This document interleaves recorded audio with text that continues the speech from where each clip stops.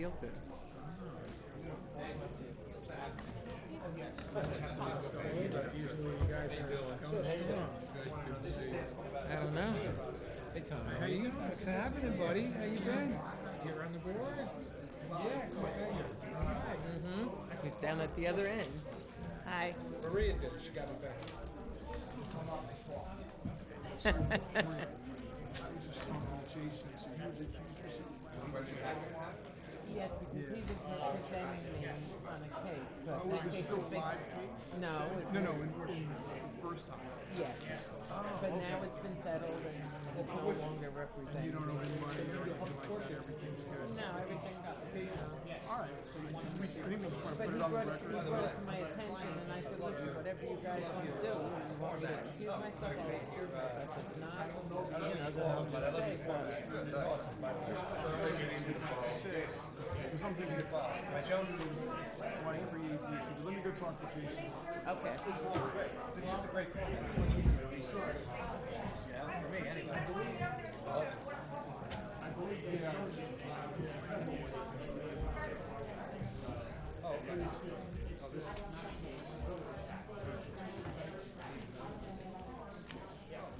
Public course. Joan, I forgot to check if I got a name. I'll check it. All right. Still come back. She gave us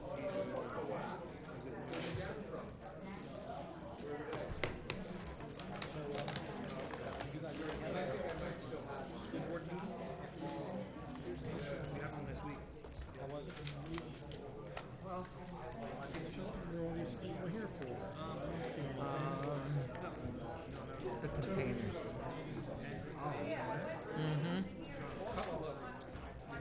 They're pissed because they heard that it's a done deal already. I said, that's news to me. I guess they forgot to call me. Oh, God. Yeah, I don't know.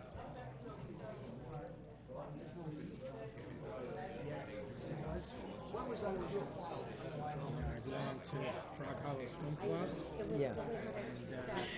and my wife is always saying how the people are arguing. It's like different factions. And I say, well, you know what? If they didn't have anything to argue about, they probably wouldn't belong because that's part of the fun. Right. That's part of the fun going there. You're right. You're right. Oh, let's see what we can start up today, right? Yeah, I mean, We're not here to swim. We're here to cause problems. it's not exactly like it's life or death, you know, that they're arguing. Yeah. Like them. Those three are talking about me. They're making a big deal over the fact Brian is representing you, right? I know they are. Brian is representing the Wanda. The last time they came before us and then it was postponed, they asked me to excuse myself because Brian was representing me in a case. Okay, so they felt there might be conflict of interest, and he felt The same lawyer. he felt uncomfortable. So I excused myself. I went home and I said, "Oh, this is good." Yeah. So now he came up to me. He said, "This is the same case that you excused yourself from last time." I said, "Yeah, because you felt uncomfortable." I said, "Even though the case he was representing me for had nothing to do with Wawa or anybody, but I wind up being excused." So now he just brought it up and I said, "Listen, Brian, if you're gonna feel uncomfortable for whatever your reasons," I said, "you bring it up to the attorneys." I said, "And whatever you guys want me to do, you just let me know. I really don't care. I'm not gonna worry about it." Yeah, so And he goes, how about carbon monoxide? I don't know. And he goes, yeah, I could, he says, you can get them now with smoke detectors, carbon monoxide, and they'll tell you to get out of the house. So I got the things, I called him up, I said, I can re-inspect it, so he came down, takes one step in the house, okay, what's the verdict? he goes, I don't know. Just the box? I'm the last one they And you tell. put your Yeah, carbon well, monoxide detector? They only tell me the real controversial thing. Yeah, We were served today by Frederick Court Right. for what? on RCA. Really? For being served? Yeah. Oh, I went to Home Depot and I bought a couple of. Well, I told him I voted no because Maria Catello told me it's 5 And then years my in the brother took making, the so old one, everybody. it's still working. put it in That's the right, garage. we'd be dead by then. Yeah, so that's what I'm gonna, that's gonna be my answer to this. Is this the box? Yes. And we won't be around for the trial, so we don't care. They came, the guy, when I had the fire behind my computer, and they checked everything out there, and then the guy says, building inspector says, somebody look down here? Yeah, can't do it. There's a fire over on this side of the building. Did you not gonna fit through those windows? You're gonna fit. You'll die. He says, so I says, well, it's gonna be easy. My mother I'll passed be away. I'm gonna your move up to her first. room. So I leave here and go over there, or We had already moved the bed out, the bed outside and everything. I could All sit the here stuff and was not just participate. upstairs, and he went downstairs and goes, I didn't know he was disappointed. He goes, oh, somebody's not living here anymore, right? I said, yeah, you told me I had the room upstairs. He goes, all right, well, you got out nice and quick, because you're okay. I said, you son of a gun, he tried to catch me. No, it's one of those things. Let's get it done now.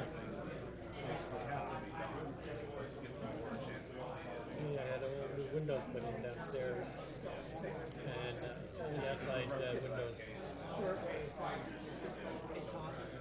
You're only looking at the changes now. You can't go back and revisit the whole application. You only can look at the changes. So it's not reopening the whole thing up, it's just saying.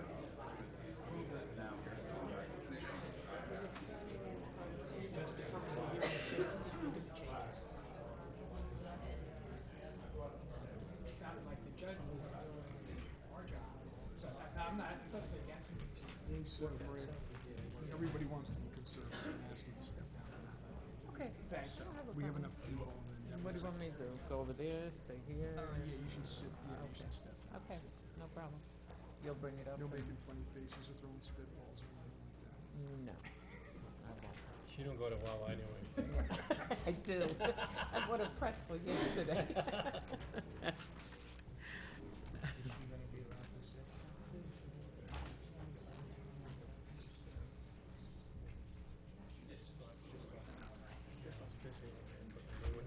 Watch them put the new windows Where?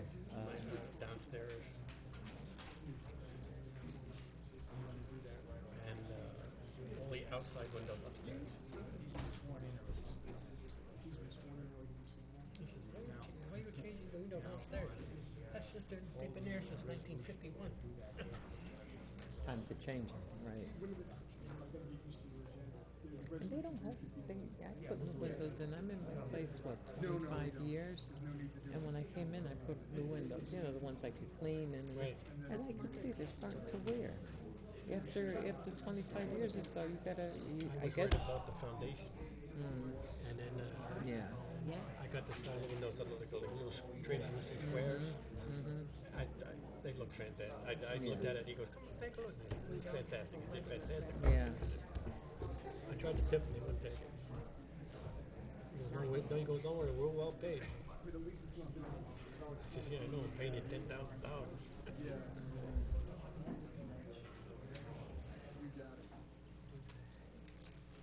Who's missing? Henry's missing. Henry's mom died. She died yesterday. Okay, thanks for letting me know. Yeah, I only found out today too.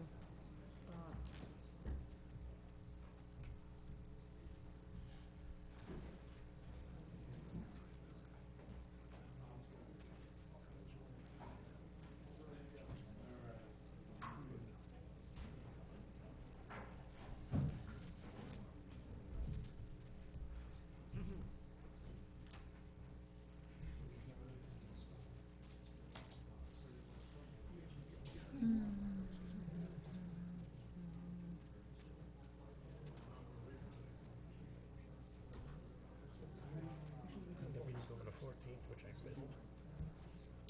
That was canceled. Was it? February 14th, Valentine's Day. It was canceled, Close to Valentine's Day? right? The 14th was canceled. It was canceled. Well, Last no, now I minute. don't feel so bad. No, don't feel bad. I feel You like would have been here by yourself. I felt like everybody was giving me the bug eye. No, John sent out Yeah, she sent out an email telling us it was canceled. I can't. I try to keep up with emails. It's become impossible. But we were served by RCA today. That we were to- I knew. Well, I knew that was going to happen. Yeah. It's a nice article in the Spokesman. Mm-hmm. When I mean nice, I mean fair. They quoted everybody very Yeah. correctly. Which paper did you read? Suburban. Yeah, I did too. I still call it this. I'm going to Yeah. call it this book. Yeah, I was gonna say, what paper is that? Me in my coffin, I'm going to say, Yeah. somebody give me a copy of this book. Yeah, I was gonna say, what paper is that? When I was growing up, it was a salable paper. Yeah. Well, when I came here, it was delivered to me all the time. Then for about a year now, I haven't had delivery of it at all. I guess they had nobody in my area to deliver. Yeah. And now it just started again. I just started getting it. I just found a Christmas card from my carrier. I said if I'd seen this at Christmas, I'd clip her anyway. I'll give her to Easter. Yeah. They're young kids that come around with the papers. My News Tribune and Daily News is a woman driver on a car, and she flips it over the top like jet throwing.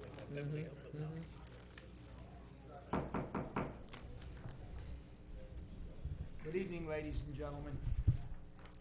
Welcome to the February 28th, 2018 Zoning Board of Adjustment meeting. Will everyone please stand for the salute to the flag? I pledge Allegiance to the flag of the United States of America and to the republic for which it stands, one nation, under God, indivisible, with liberty and justice for all.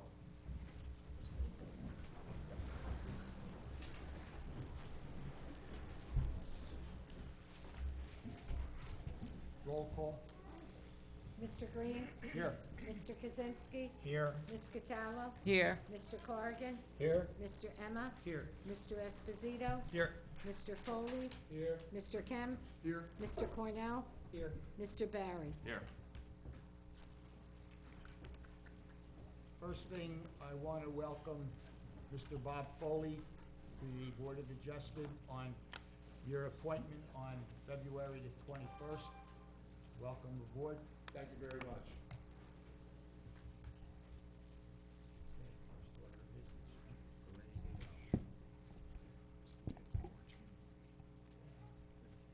The first order of business will be application 16-28, Ret Law 967 LLC. And while they're getting ready, Mr. Chairman, there's two applications that are not going to be heard tonight. So if anyone in the audience is here, application 17-13 and 17-15, both of those are by Interstate Outdoor Advertising.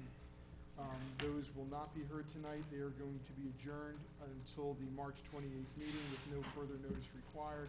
Anybody who's here on those two applications, they will not be heard tonight and will be heard on March 28th. Thank you, Mr. Chairman.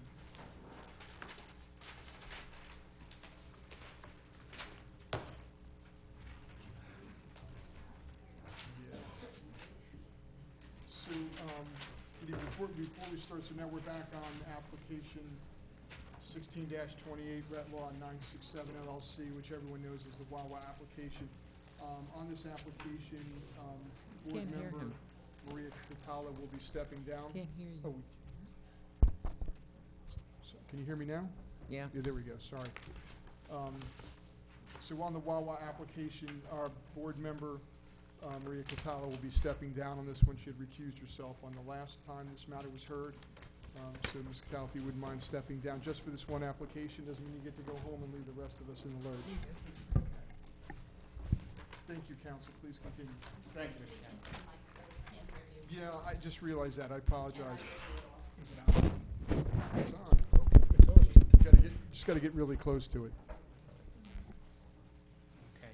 Good evening, Mr. Chairman and members of the Borough of Sayreville Zoning Board. My name is Jason Harlak. I'm from the law firm of Wisniewski and Associates, and I represent Retlaw 967 LLC with respect to property they own at 967, 969 Route 9 North in the borough of Sayreville, also known as Block 440, Lot 3.01 and 3.01B-02.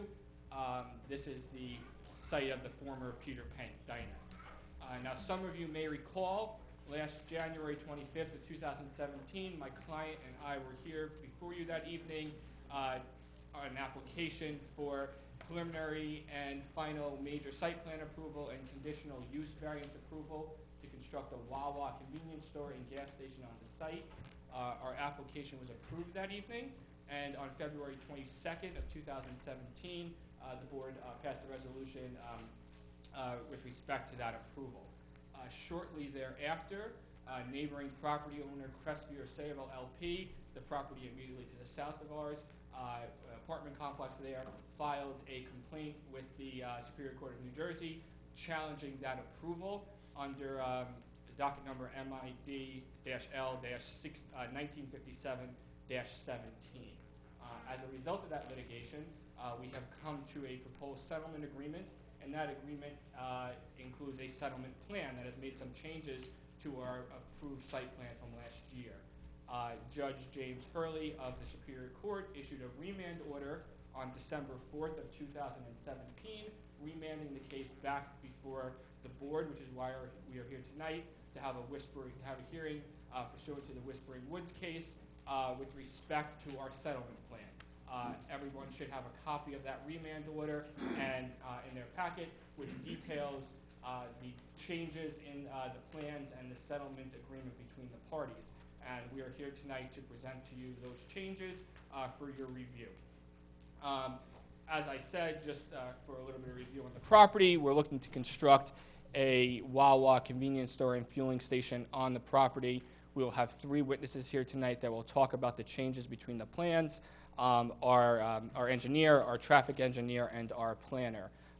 Just real brief, because they'll talk in more detail about the changes, but essentially the biggest ones of what we've done is there was a gas station on the southern portion of the property that has been flipped now to the northern portion. The convenience store, which was on the northern portion, has been flipped to the southern portion of the property. We've added a emergency access between the Crestview and Retlaw site, and also a pedestrian access between the 2 sites. And there are some other changes that the engineer and planner will talk about. Before I begin, for purposes of jurisdiction, an affidavit of service of this application was mailed to the zoning board and to the zoning board attorney on February 22nd of 2018, which showed publication of notice for this hearing tonight in the Home News and Tribune on February 16th of 2018.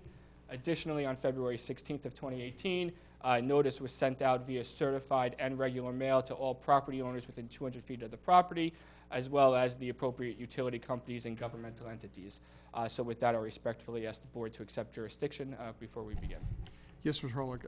I reviewed the notices you described and provided, and they are in order, and the board has jurisdiction to proceed on this application. So unless there are any questions from the board, I'd like to call our first witness. Okay, I call our engineer, Matt Sharrow. Good evening. Good evening, sir. Need to swear you in? You swear affirm to tell the truth, the whole truth, and nothing but the truth? I do. Please give us your name, spell your last name for the record. Sure. It's Matthew Sharrow, S-H-A-R-O. Thank you, sir. Please continue. Okay. Mr. Sharrow, can you just please briefly describe your experience and expertise as an engineer?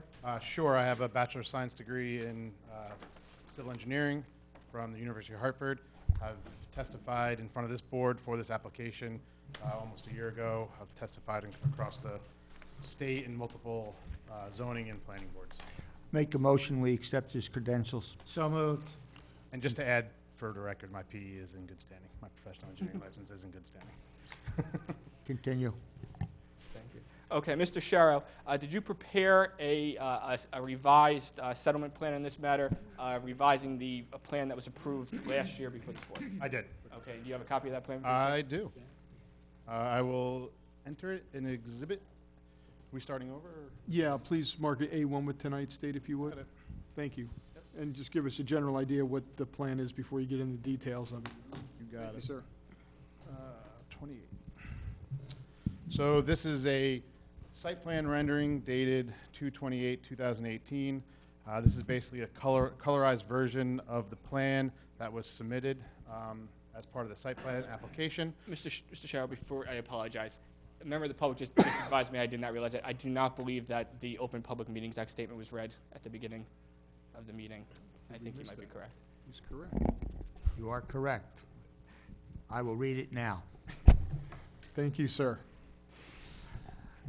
Notice of the meeting has been satisfied in accordance with Chapter 231 PL 1975 by advertising in the Home News Tribune, notifying the Sentinel Publishing Company and the Star Ledger, and posting on the bulletin board and filing with the Borough Clerk. Thank you. Okay. Mr. Thank Sherrill, you. sorry to cut you off. That's quite all right. So just to refresh everybody's memory, this is the existing Peter Pan Diner site. To the south, and for the purpose of this board, south on this plan is to the right, my right side, your right side of the plan, and north is to the left side of the plan. The apartments are to the south side that are in question tonight. So the biggest change is flipping the canopy for the fueling station and the building. Previously, the canopy was on the south side here, where the building currently is shown, and the building was on the north side here, where the canopy is currently shown. There's a few changes that occurred with that flip of the buildings. The first is the underground storage tank for the fueling operation is now at the south or the north side of the property. The air stalls were previously at the south side of the property, are now at the north side of the property. As the loading zone used to be on the south side of the building and now is on the north side of the building away from the Crestview apartment complex. Also part of that flip was a realignment of the road coming from Old Cheesequake Road. It's a little longer, it still works per design, still have access for emergency vehicles. I'd like to introduce the second exhibit, which is the building elevation exhibit. I will call this A2. Yes, thank you. Yep, dated 2/28. This is a elevation exhibit of the proposed building. So the biggest change here, previously there was a Wawa sign on the side of the building. This was removed. So that there was 3 signs on the building, the front, the rear, and now the side one has been removed. So just want to. Third exhibit, which is a canopy exhibit, and I will date that, or mark that A3, 2/8/18. This is a canopy exhibit, which you have in your packet as well. So the previously proposed and approved canopy was the signature sloped Wawa canopy, low in the front, high in the back. What we're doing here now, per the request of the Crestview, was an A-frame canopy. And now this has, it comes up, basically an A-frame, comes up and then slopes back down instead of having the open rear to the canopy. What we've added on this one too is, I'm not sure if you can see from there, but we've enclosed and put caps at either end of the canopy. So that's the proposed canopy for this. Trash enclosure stays the same.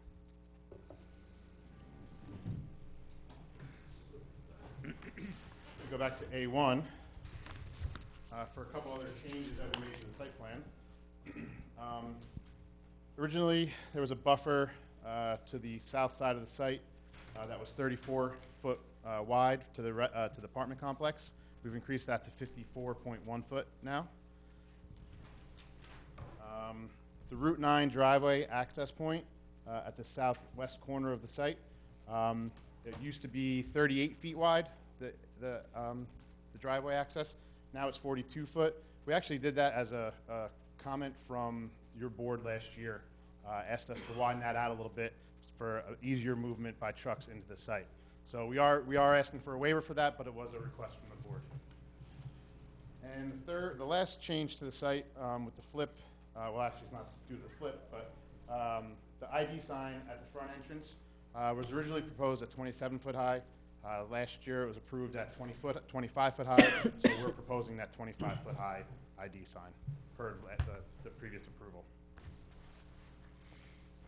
There's a couple additions to the site plan that weren't on here before. The first is an emergency access path running from the rear drive aisle of the Wawa up to the apartment complex. And that's just for emergency access vehicles to access the site in case there's something going on Route 9, and they can traverse through the roadway from Old Trees Pick Road and get to the apartment complex. We've also added significant amount of landscaping, including cherry trees, evergreen trees, in this buffer between the Wawa development and the apartment complex. Within that buffer, we've added a nice little pedestrian path that provides access from the apartment complex to the Wawa. There's two paths on your plan, if you note.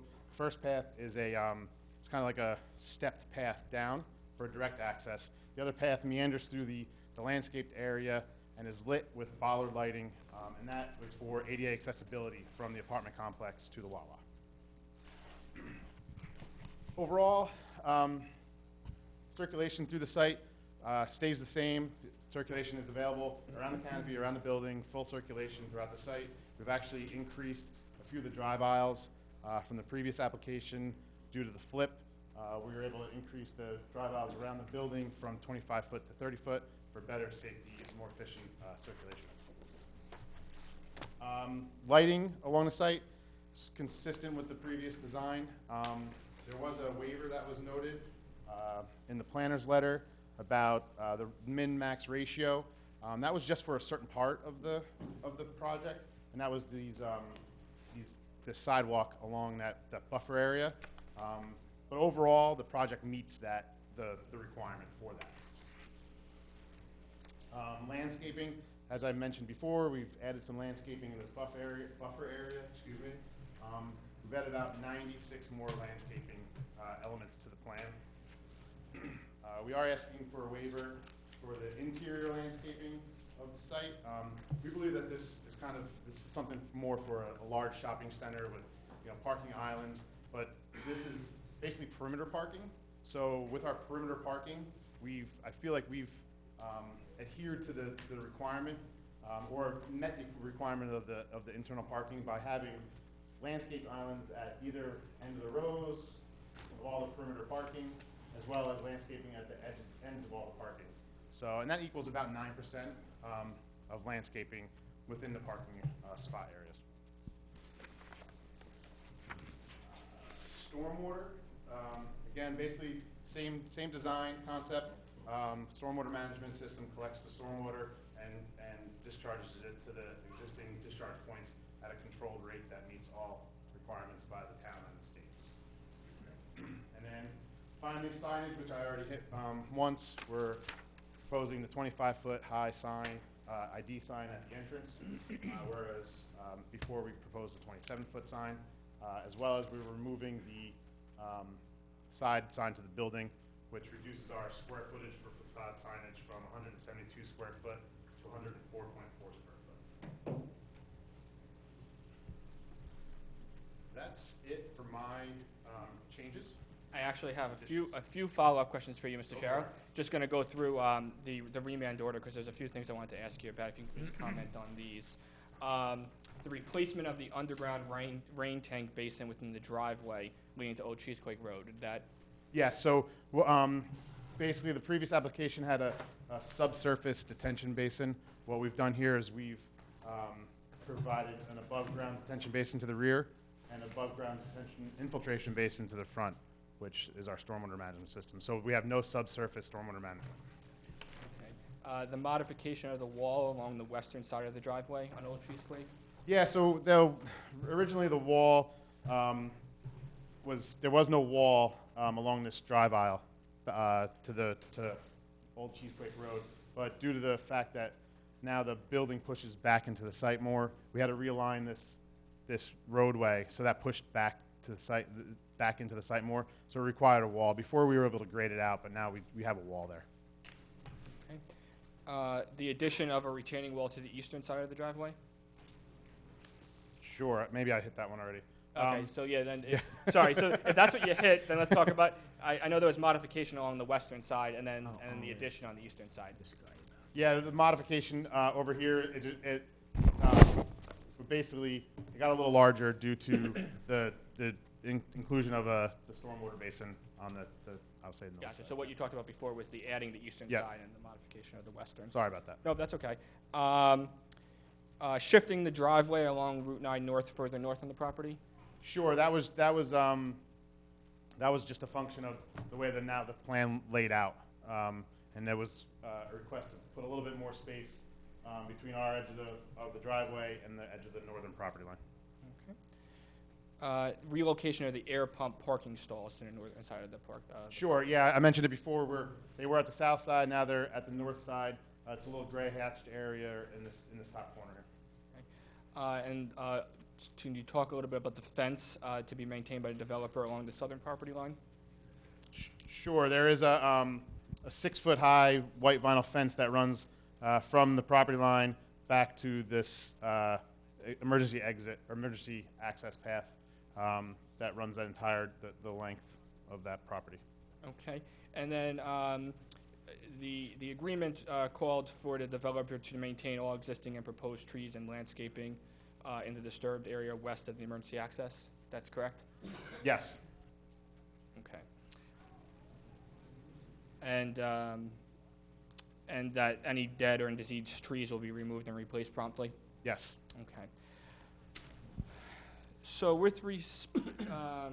can you talk a little bit about the internal circulation pattern of the trucks on the property? Sure. So I have a traffic engineer here too that will talk about it in a little bit more detail. However, I will hit upon it. So basically, there'll be a similar circulation around the site. Your trucks will enter off Route 9. There is signage so that there's still signage so that there's no truck access from Old Cheesequake Road. Excuse me. So a fueling truck or a delivery truck will have accessibility to circulate the canopy, circulate the store, enter the loading zone, enter the fueling loading zone, and then exit the property. Okay. And I understand that there are conditions that we agreed to with Crestview with respect to delivery hours and operation of the vehicles, correct? Yes, the applicant has agreed to some delivery hours. So the first one is in regards to delivery to the store and delivery or trash pickup. The applicant has agreed to limit those from the hours of 11 p.m. to 6 a.m.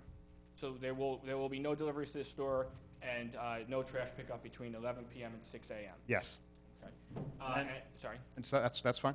And then in regards to the fueling delivery operation, which happens over the underground storage tanks, the applicant has agreed to limit using the south side drive aisle for any of that fueling between the hours of 11 p.m. and 6 a.m. Okay. So just to clarify, fuel deliveries can be made at any time during the day. Yes. Or night. Yes. 24 hours a day.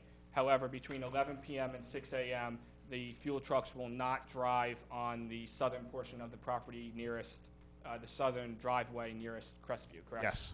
Okay, and it'll remain around the gas tanks. Yes. Just going to ask you if you have read and reviewed the Township Engineer's letter of February 28th of 2018. I have. And in that letter, there are multiple comments with respect to the plan. Can you comment with respect to those comments? We can comply with all comments.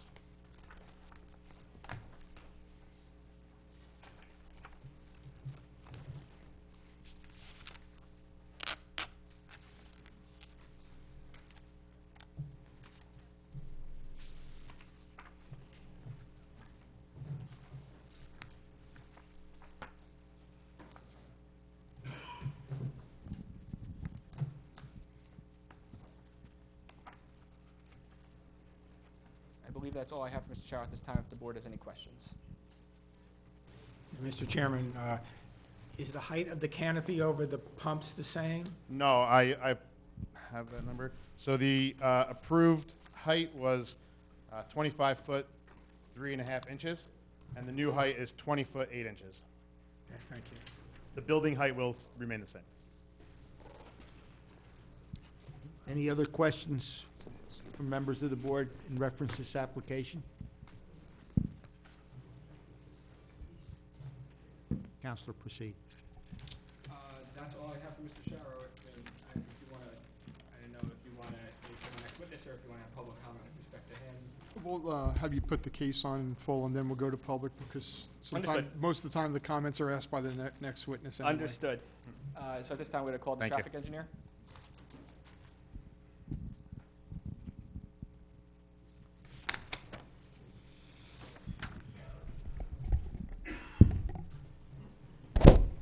Good evening, sir. Need to swear you in. You swear affirm to tell the truth, the whole truth, and nothing but the truth? Yes, I do. Please give us your name, spell your last name for the record. Nicholas Verderisi, Verderese. Thank you. Please continue. Mr. Verderisi, can you please explain to the board your professional expertise as a traffic engineer? Yes, I have a Bachelor of Science degree in Civil Engineering from Rutgers University in 1990. I'm a licensed professional engineer in the state of New Jersey. I've appeared here. It's been a number of years. I appear regularly throughout the state of New Jersey. I'm a principal founder of Dynamic Traffic, located at 1904 Main Street, Lake Como, New Jersey. Make a motion that his credentials be accepted. Second the motion. Proceed.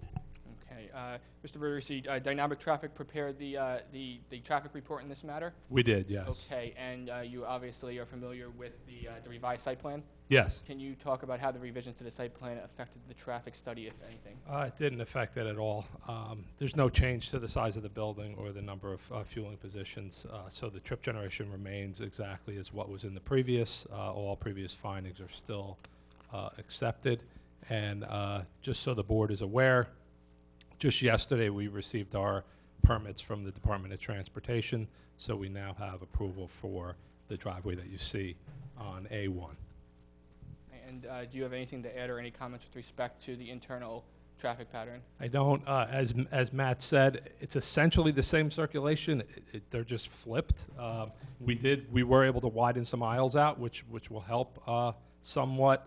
There is a slight change in the number of parking stalls. I think we go from 58 to 50, but that's still right in the range of what Wawa likes to see on their sites.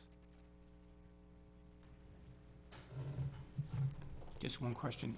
What about the stacking to the pumps? Was that affected by the change? I think there was some concern that the cars would be waiting out all the way onto Route 9. No, that never really happens at Wawas because they have so many fueling positions that that they're stacking that occurs that way. It's any of the Wawas we do. It's never been an issue at any of the sites. So this one will be the same? Yeah, and it hasn't, where you get issues are when you have sites where you don't have a lot of room to maneuver, and then people can't get to the open pumps. We have 30 feet or 31 feet between the pumps, so if someone's waiting in the first stall and you come up behind, you can get around them to the second one, so it significantly improves the circulation. Thank you. You're welcome. Any other questions? That's all I have for our traffic engineer. Do you have any other witnesses? I do, just our planner is our last witness. Go ahead. Or called our planner.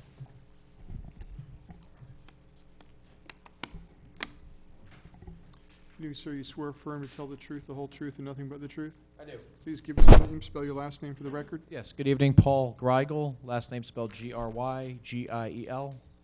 Thank you. Okay, Mr. Greigel, for the record, can you please describe your experience and expertise as a planner? Yes, I'm a licensed professional planner in the state of New Jersey. I have been since 1999. I've appeared as an expert witness before this board, the Planning Board of Sayreville, and 140 or so other boards throughout the state as a professional planner. Make a motion his credentials be accepted. Second. Proceed. Okay. Thank you.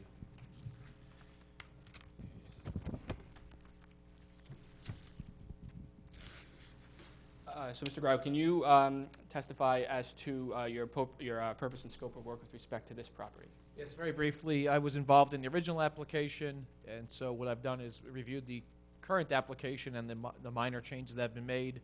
So I reviewed the master plan and zoning ordinance of the borough, visited the site and surrounding area on multiple occasions, reviewed the plans, application materials, et cetera, to come up with an opinion regarding the planning testimony for this application.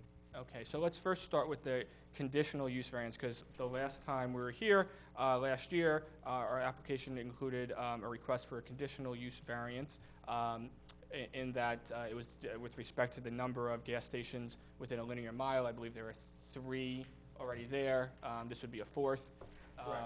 Has anything changed? Has the settlement plan changed any of the proofs you put on last year with respect to the conditional use variance? No, there's no change whatsoever to that condition. Okay. And can you talk a little bit about any waivers or other variances that may be needed with respect to this property?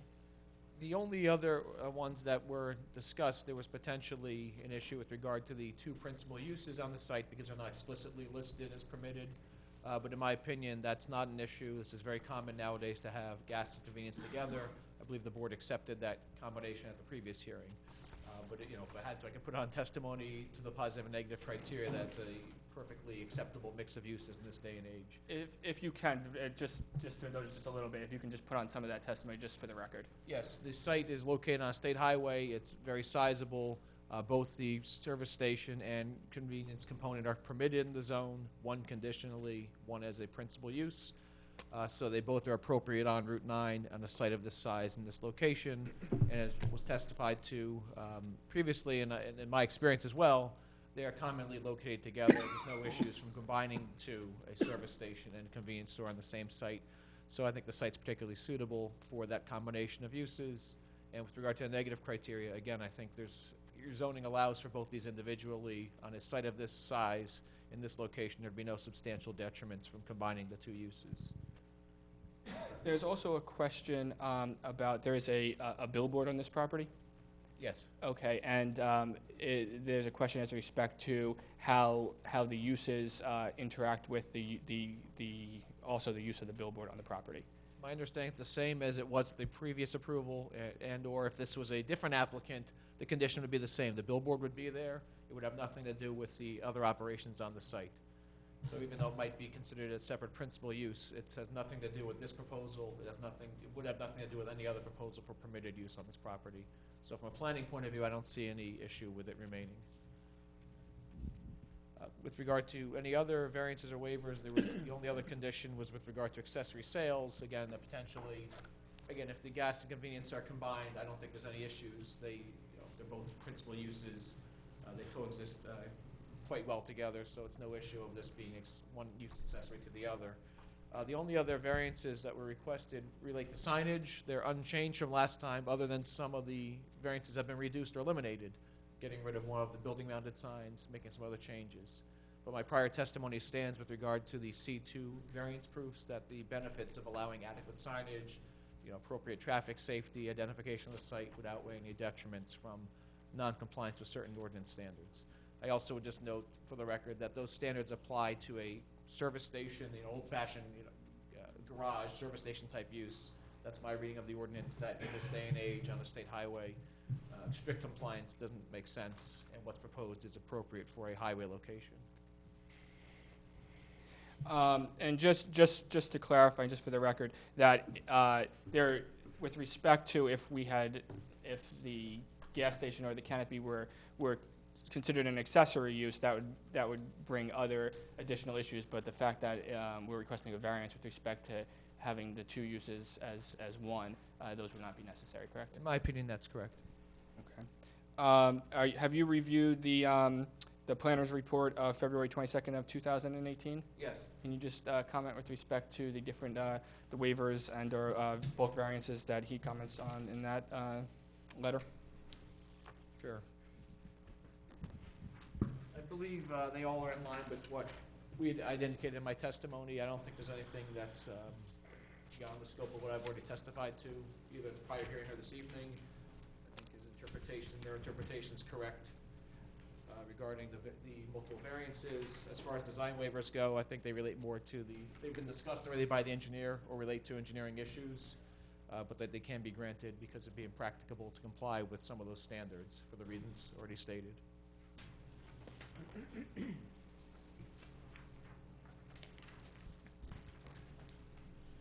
Any questions from the board or the professionals? Any questions? No questions.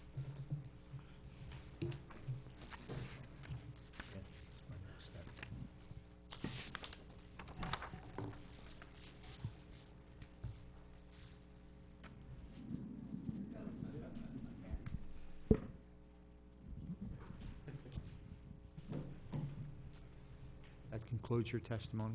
That concludes our testimony at this time. Want to open this application up to the public? Anyone wish to speak on this application on the Wawa on Route number 9? Anyone from the public wish to speak on this application? Mr. Chairman, I move the public portion be closed. Second. Public portion is closed. All right, next. It's the pleasure of the board. Yeah. Do you have any comments?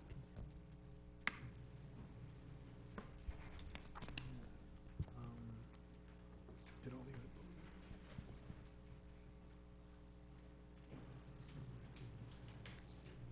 Yeah, I think we're just gonna vote and just, go ahead. What's the pleasure of the board on reference to this application? I move that the application be approved. Second? Roll call? Mr. Green? Yes. Mr. Kaczynski? Yes. Mr. Corrigan? Yes. Mr. Emma? Yes. Mr. Esposito? Yes. Mr. Foley? Yes. Application's Yes. approved. I appreciate all that. Just before we take a step away, just, I know we talked about this, but just so it's on the record, there are obviously the conditions that we talked about tonight. There was also a written agreement between my client and the property owner to the north of the property, Route 9, 963 Route 9 LLC. It's a private agreement between the two, and we're just having it be a condition that it's agreed upon. Was that the maintenance of the retaining wall? Yeah, that is the agreement between my client and the owner of the Verizon. The Verizon. Starbucks Medical Health Center that's there. So noted for the record. Thank you.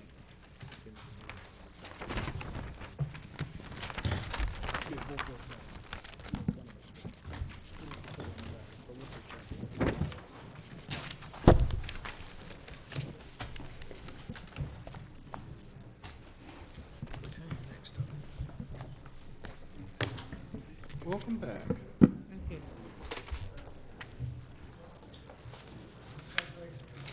First? I'm at that Verizon store all the time. Why won't my phone do what I want it to? Usually does the new ones first. The next application will be 18-01, Manchester Hill Road LLC.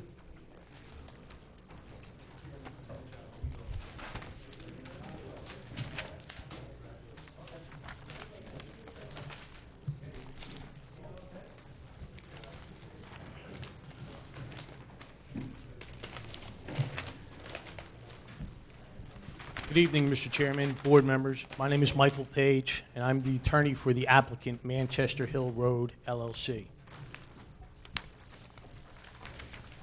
I believe I've submitted the requisite jurisdictional documents, the affidavit of publication, the public notices for the board's attorney and secretary's consideration.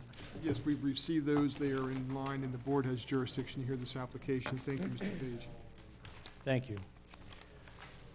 Ladies and gentlemen of the board, this is an application for bulk variance and minor site plan approval to allow the applicant to construct a new single-family residence on the property, together with variances for lot frontage, that is lot width, and lot area for the property located at 37 Coyle Street, Block 104, lots 31 and 32.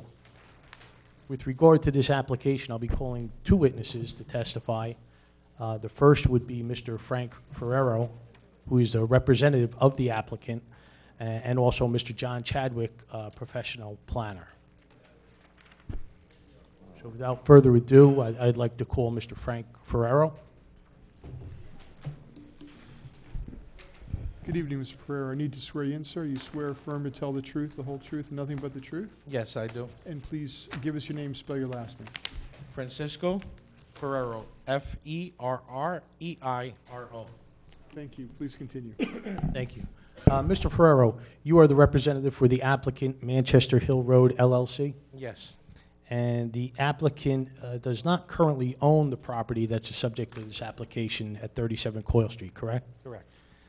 But is in the process of purchasing that property, correct? Yes, And that, that purchase is contingent upon the receiving of the board's approval with regard to this application. correct. If you would, please tell the board in your own words what the application is about. Basically, we're in front of the board tonight because our property doesn't fit into the size allowable under the construction law here by 8 feet. We're looking for a variance to build a single-family home on this 92 by 100 lot. Thank you, Mr. Ferraro. No further questions for Mr. Ferraro. Any questions from the board members? Proceed. Thank you. Next witness I'd like to call with regard to the application is Mr. John Chadwick, professional planner.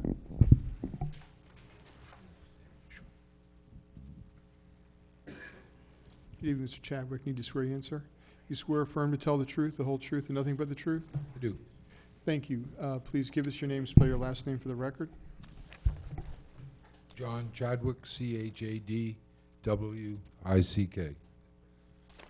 Picking up. And your attorney handed up Those are aerial photographs. aerials. I just- It's the same thing, right? Same There's multiple thing, yes. copies. Okay. So I will mark these as Exhibit A1. You should keep a copy, mark it A1 for your file. And I'll pass these out to the board members. Just give me 1 second, Mr. Chadwick. Thank you.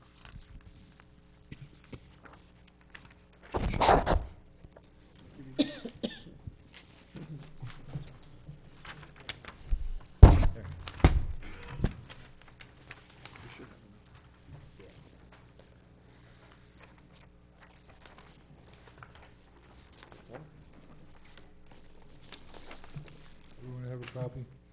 Yes, thank you, Mr. Chadwick. I'm a licensed professional planner in the state of New Jersey. I have appeared before this board on various occasions in the past, and my license is currently valid.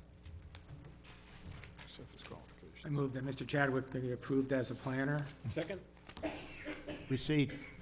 Mr. Chadwick, have you had an opportunity to review the application materials submitted by the applicant? I have. And have you had the opportunity to review the board's planner's report dated February 23rd? Yes, I have. If you could please address the board and provide the planning details with regard to the application, and in doing so, address the comments contained in the board planner's report? Yes. The aerial shows the location of the adjoining development. It also shows on the right side of the picture, this is a Google, and it is up to date representing what's out there. There's a wooded area on the right side. That's actually part of the boarding house fronting Washington Street. So that is a pre-existing non-conforming use. And for those familiar with the isolated lot condition, you have to seek to remedy your variances if possible. In this case, you can't, because you can't take the land from a non-conforming use. What you basically create is a use variance. So it really doesn't meet the standard of being available. So we have essentially what we have. There's no way to improve it or change it. The next thing is you look on the plan, our lot is exactly the same as behind us, across the street, and to the sides. They were all laid out in a kind of a 45 and a half, I think it is, lot width all through this area. And they just don't match up to the 100-foot wide lots. They're all paired, and that's what this is proposed to be. It's 2 lots. It'll be a single lot with a home on it, and complying with all the other standards of your ordinance. So if you measure it in terms of what we're proposing, we're reinforcing the zoning plan with a single-family home. We're reinforcing the zoning plan with no variances but for the dimension of the lot, and what I consider fairly de minimis variances in any event. We're talking about 8 feet on the lot width and about 700 feet or so on the lot size versus 10,000 square feet required. So in my judgment, they're both de minimis in terms of their magnitude. In terms of the comments from your planner, there's a couple queries. Is there going to be a sidewalk? And yes, there is. And there's also a comment in terms of the slope of the lot. My understanding is in the borough you require a lot grading plan for a building new home, and that's when the details of a single-family home drainage system are established. And we agree with that and don't seek any waivers to that. And John, I don't think there was anything else in your report that need to be addressed. Any questions of me? Any questions? Mr. Chadwick, just on the Nash proofs for the undersized lot, you did an excellent job describing the issue that we have with the Parlin Guest House. That's a pre-existing non-conforming use, even though it's a decent-sized lot. If they were to subdivide off a portion to give to your client, that would exacerbate and create a new variance for the Parlin house. So there's a futility in trying to attain that property. And then, just to clarify, all the other properties touching yours are also undersized, that's correct? That's correct. So if they were to even to be willing to give your client any property, that would create additional variances on theirs, which would also be a futile attempt? Correct. Okay, I just wanted to clarify that on the record. And your client is agreeing to build a single-family house on the property, not multiple families? That's correct. And is the plans that you submitted, the architectural plans, are those the proposed house to be built, or is that just an example of what's to be built?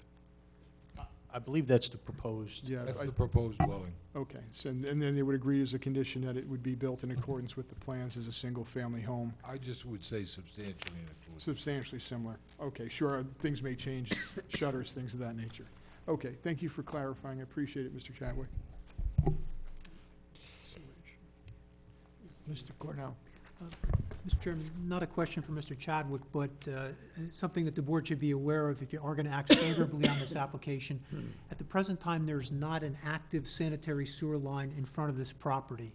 As Coyle Street was built, it was basically built in sections. The house would be built, that person would build the road and extend utilities. So even though there's a sewer in front of the property, it's what's known as a dry sewer. It's not connected to its ultimate discharge point. So what I would recommend, if the board does act favorably, was that this applicant be required to get something from the Borough Sewer Department. I would suggest a letter that be provided before a building permit's issued, just to confirm that an acceptable means of providing sewer service to this lot has been made to the Borough Sewer Department. It's probably going to require the installation of an ejector pump where they pump up the hill on a temporary basis, and if that sewer line is eventually extended and can flow by gravity, then they can connect into the gravity sewer line. This procedure would be paid for by the applicant? That is correct. Whatever's necessary to provide sewer service to this particular lot would be a function of the applicant. I'm assuming the sewer department will allow a pump station. If not, if they are requesting the sewer be extended, that's something that the applicant would have to consider on his overall purchase of the property. But there should be something from your sewer department saying that they're comfortable with the means of providing sewer service to this lot. Are there any other residences in Sayreville that have this system right now? The other residents on Coyle Street, some of them, Oh, you have one? Okay. some of the residents have the same situation, where they have a dry sewer in front of their house, but they have a temporary ejector pump that they were required to install. So that's servicing it now, but if the sewer is ever completed, they can abandon that and connect into the gravity sewer. Okay, thank you. Where does that connection meet? Up on DuPont Street? It goes up, if you're familiar with the area, actually Coyle Street kind of goes up and then it goes down and it comes back up again. So when it first goes up, there's a gravity sewer that flows out. The rest of the way, it's kind of downhill. So there's ejector pumps that pump up to the top of Coyle Street. Each house has an ejector pump? Not each. The first couple houses have connections to the existing sewer. The house directly across the street actually has frontage on a right-of-way behind it. So the house across the street, who built the road in front of this property, they ran the sewer out the back. So they have a gravity sewer, but it runs out the back, not to Coyle Street. Question, the street itself, Coyle Street, is that maintained or was that made up by the homeowners on that street? That's correct. Initially, there was a few hundred feet of Coyle Street, then there was a long driveway that led down to a house. As other properties developed, conditions of their approval required them to extend the road and the utilities. So the road was built in pieces. This last piece, which is across the street from the subject property, was built by the house across the street. He actually extended the sewer, the water, he put the road in, put the curbing in along the entire frontage of the property. So this lot doesn't need to extend the road because the person across the street actually extended it along their frontage. Okay, so the road is deemed complete as of right now? That is correct. Prior to the CO being issued for the house across the street, that road had to be completed in accordance with borough standards, which it was, and the CO was issued. Thank you. Any other questions? That just leaves the sewer condition, right? Correct. The sewer is there. They wouldn't have to construct the main in the street. They would have to do something to provide temporary service, and eventually they'll connect to the main if it's ever completed. Okay.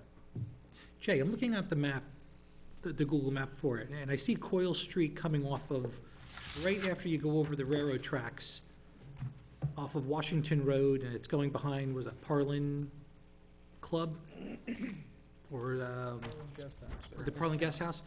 And so, and it's named Coyle Street. Was that supposed to be connected to that, to the Coyle Street that we're talking about? It is. That's what's known as a paper street. So technically, there's a right-of-way there that has not been improved. So it is a dedicated borough right-of-way, and eventually Coyle Street, if it's extended, that's where the sewer would go. It would run down toward where the railroad is, and there's an existing sewer line there that it would connect into. So even though the Parlin Guest House owns the property that would be on the north side of Coyle Street, there is property on the south side of Coyle Street that is vacant and potentially could be developed in the future. In order to develop that, Coyle Street would have to be extended at their expense. Gotcha, okay. Any other questions from the board? Mr. Page, you heard this testimony here. You're aware of this situation? Yes, we are. And your client is aware of it also? Yes, he's aware of it. And what the responsibility would be? Yes, yes. Obviously, he would have to comply with whatever the sewer department to provide sewer service to the property, absolutely. Any other questions? Do you have any other witnesses? No other witnesses, Mr. Chairman. I'm going to open this application up to the public. Anyone wish to speak on this application? Come on up, please.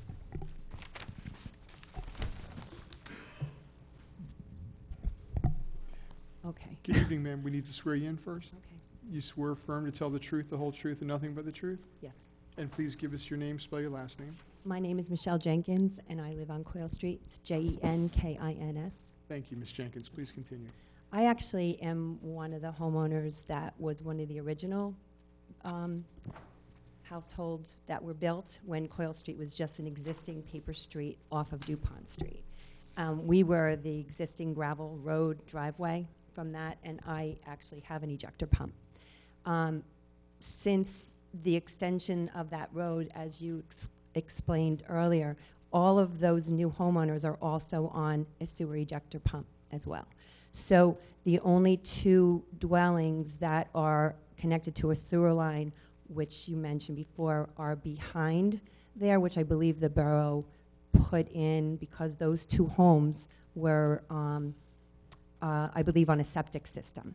And although it's acceptable to have the sewer ejector pump, it is totally, it's actually, it has been an inconvenience for multiple purposes when you lose power and other things. And I know you brought up about connecting and temporary, but I mean, I've been in my house for 30-some years and had replaced pumps and have tried to get a sewer line put through there, not totally on the borough's expense, but I was willing, and was told that they were dry sewer lines, and I wasn't able to do that.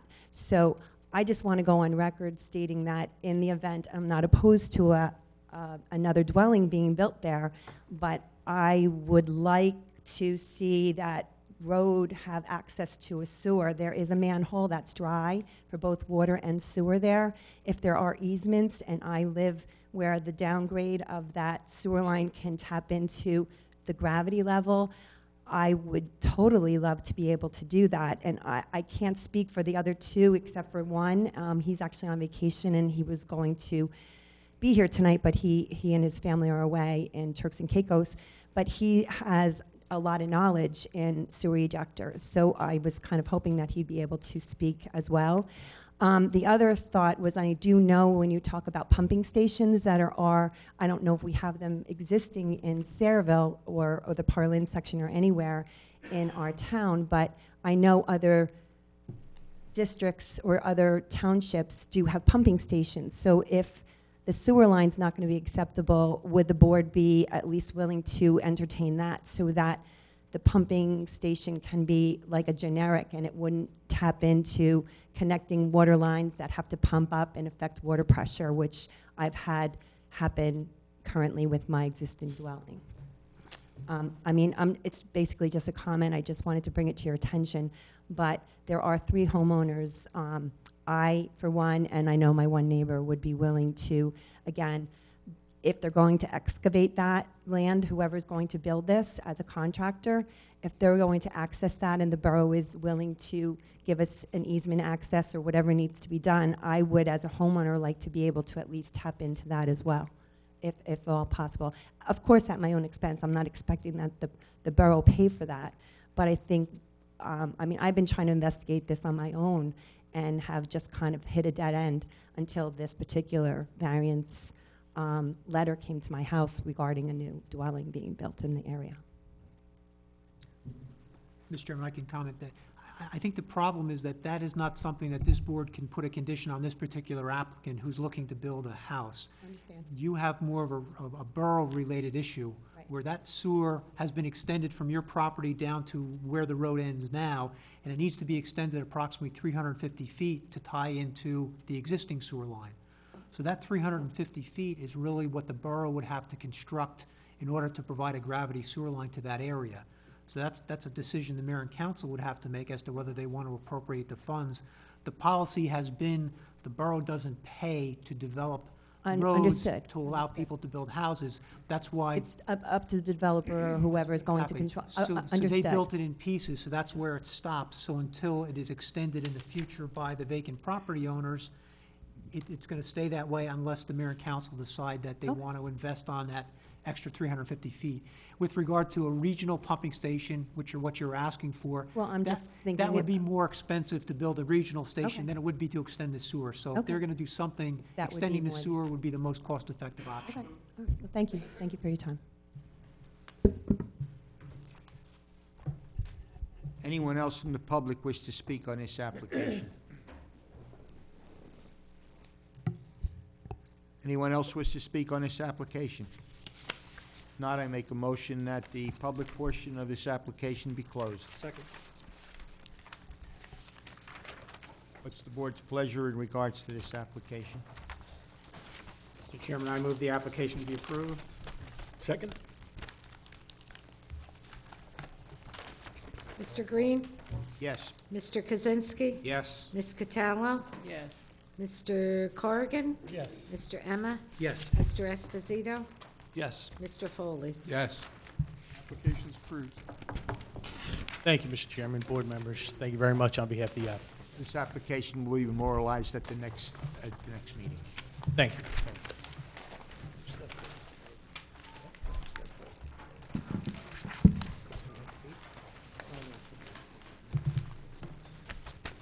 Next application is 16-26, Gillette Enterprises, Journey Mill Road.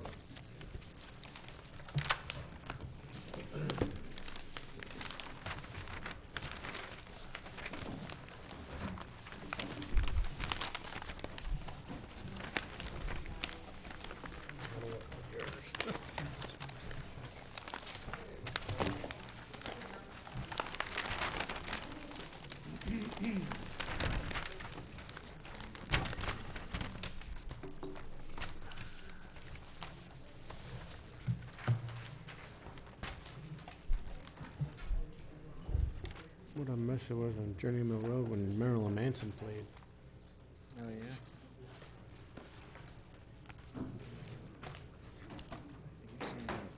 Social media people were blasting it.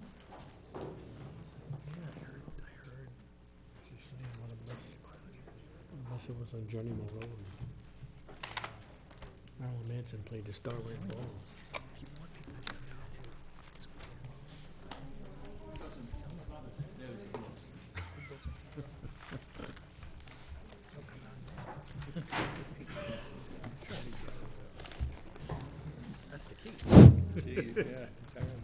Good evening, Mr. Chairman, members of the board. My name is George Pressler. I'm an attorney at law of the state of New Jersey. I represent the applicant of this matter, James Gillette Enterprises. And this application is rather straightforward. Mr. Gillette, about a year ago, purchased the subject property, which is located on Journey Mill Road, number 302.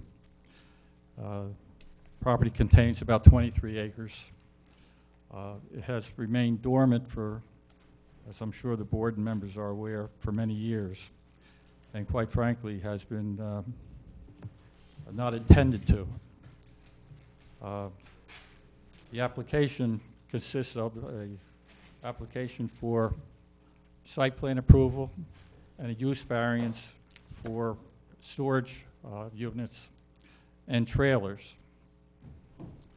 With me tonight is Mr. McLeod, Cameron McLeod. He's the attorney that represents the proposed tenant, Integrated Industries Corporation. And with him is a representative, I believe, Franco, you're the vice president, which I would like to take testimony a little bit out of order by having him testify as to what the product is that he wants to put on the subject property and where it will be located. And after his testimony, I will call my engineer in order to have the plans connect with the containers and or trailers, if that's all right with the board. Mr. McLeod. Thank you, George. Members of the board, good evening. Good evening, sir. Need to swear you in? Sure, I'm an attorney, sir, so I'm just introing him. So oh, sure. Oh, I'm sorry. Yep, no, we're just trading hats briefly. Certainly. Let me hand this off to Franco. We'll see if this works. Does that work? Yep, good. So good evening. My name's Cameron McLeod. I'm with the Gibbons firm here on behalf of Integrated Industries, who are the proposed tenant for the site you see before you on Journey Mill Road. And with me this evening is Franco Avella, who is the vice president of Integrated Industries. And as George mentioned, he's here to give a bit of testimony as to the intended use and operation of the site here in Sayreville. So he's the one you'll want to swear. Sorry about that, Mr. Good evening. No worries. Good evening, swear. Please raise your right hand. You swear firm to tell the truth, the whole truth, and nothing but the truth? I do. And please give us your name, spell your last name. Franco Avella, last name A-V-E-L-L-A. Thank you, sir. Please continue. So Franco, if you could give the board a brief background as to what your role with Integrated is, and perhaps also a bit of background on the company itself. That might be useful to contextualize the application. Sure. So the position I hold there is the vice president. I've been with the company approximately 20 years. Responsibilities are basically overseeing the daily operations that are associated to the part of the company that deals in stores, shipping containers, and we do maintenance as well on the shipping containers. So we're basically part of the logistical chain on the shipping container side as well as the trailers. Great. And can you talk a little bit about how Integrated works with the port industry generally and how those shipping containers and trailers interrelate? So we're essentially a full-service supplier, what we refer to as intermodal services with the container and chassis maintenance, both, again, on the trailer and the container side. And essentially, again, we're part of the logistical chain in that the shipping containers are coming from overseas. We do minimal exports, as we know, fortunately. So in a situation where the containers come in, get stripped down at a warehouse or get unloaded, we deal with the end of it that once the container is empty, we house the containers and or trailers. So the containers are the ones that go on the ships. That's how we refer to the shipping containers. The trailers are more attached to the chassis and the wheels. So those boxes don't come off of the actual chassis. That's more business that relates to like what Amazon and UPS are doing. And Franco, can you just give the board a sense of where Integrated is located, what sites you have, and what locations exist? So we're headquartered in Woodbridge, New Jersey for 20-plus years. Additional locations include Port Elizabeth, South Kearney, New Jersey, various parts of Chicago, Pennsylvania, Georgia, and recently Houston. Nice. So turning to the site that's proposed here in Sayreville, how is Integrated proposing to use this site in the context of that logistical chain? So we're looking to lease the property in Sayreville primarily for the trailers, which are not stackable pieces. And we would just like to have the flexibility for the container stacking. We'd like to go potentially 3 high, if that's possible, but again, the main objective is more so for the trailer part. Right, so you've hit on kind of 2 things. So let's talk about both systems here so the board gets a context. You've talked about the container storage and then also separately the trailer storage on site. So can you kind of contextualize for the board how the trailer storage process works? So the trailers, we store and facilitate for a company that leases these trailers to a UPS, for instance. So what they do is we'll receive well, it starts pretty much in January, where after the peak season and the holiday rush, all the trailers will come into our facility, and they'll pretty much stay there till about November. And November is, the first week in November or so is when they'll all get picked up. So from November to end of January, there's essentially no trailers. Again, from January to November is when they're all back, and they're just basically stored in one of our yards, and this yard in particular is what we're looking to do. So again, these trailers do not get stacked. They're what you would see in, let's say, sort of a truck lot where you'll have a truck and, parking these trailers. Only the trucks would detach, so it would just be those white box truck trailers. That's the trailer side of it. Okay. And then on the container side of things, can you kind of describe both the nature of the operation and then also the life cycle of a shipping container? So typically the containers are emptied, let's say, or discharged off the ships in the port. Truckers bring it to a warehouse, whether it be an Amazon or a Home Depot or what have you. Once the container is emptied, they'll bring it to a facility like ours, so we consider it like an empty depot. We never receive the loaded containers. It's always empty.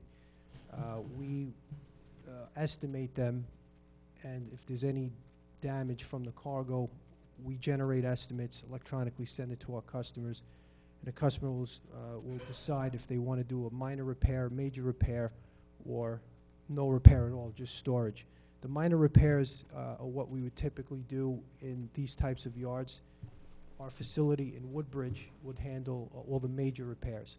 So we do a lot of that shuttling back and forth. If a container has major damage, we'll bring it over to Woodbridge.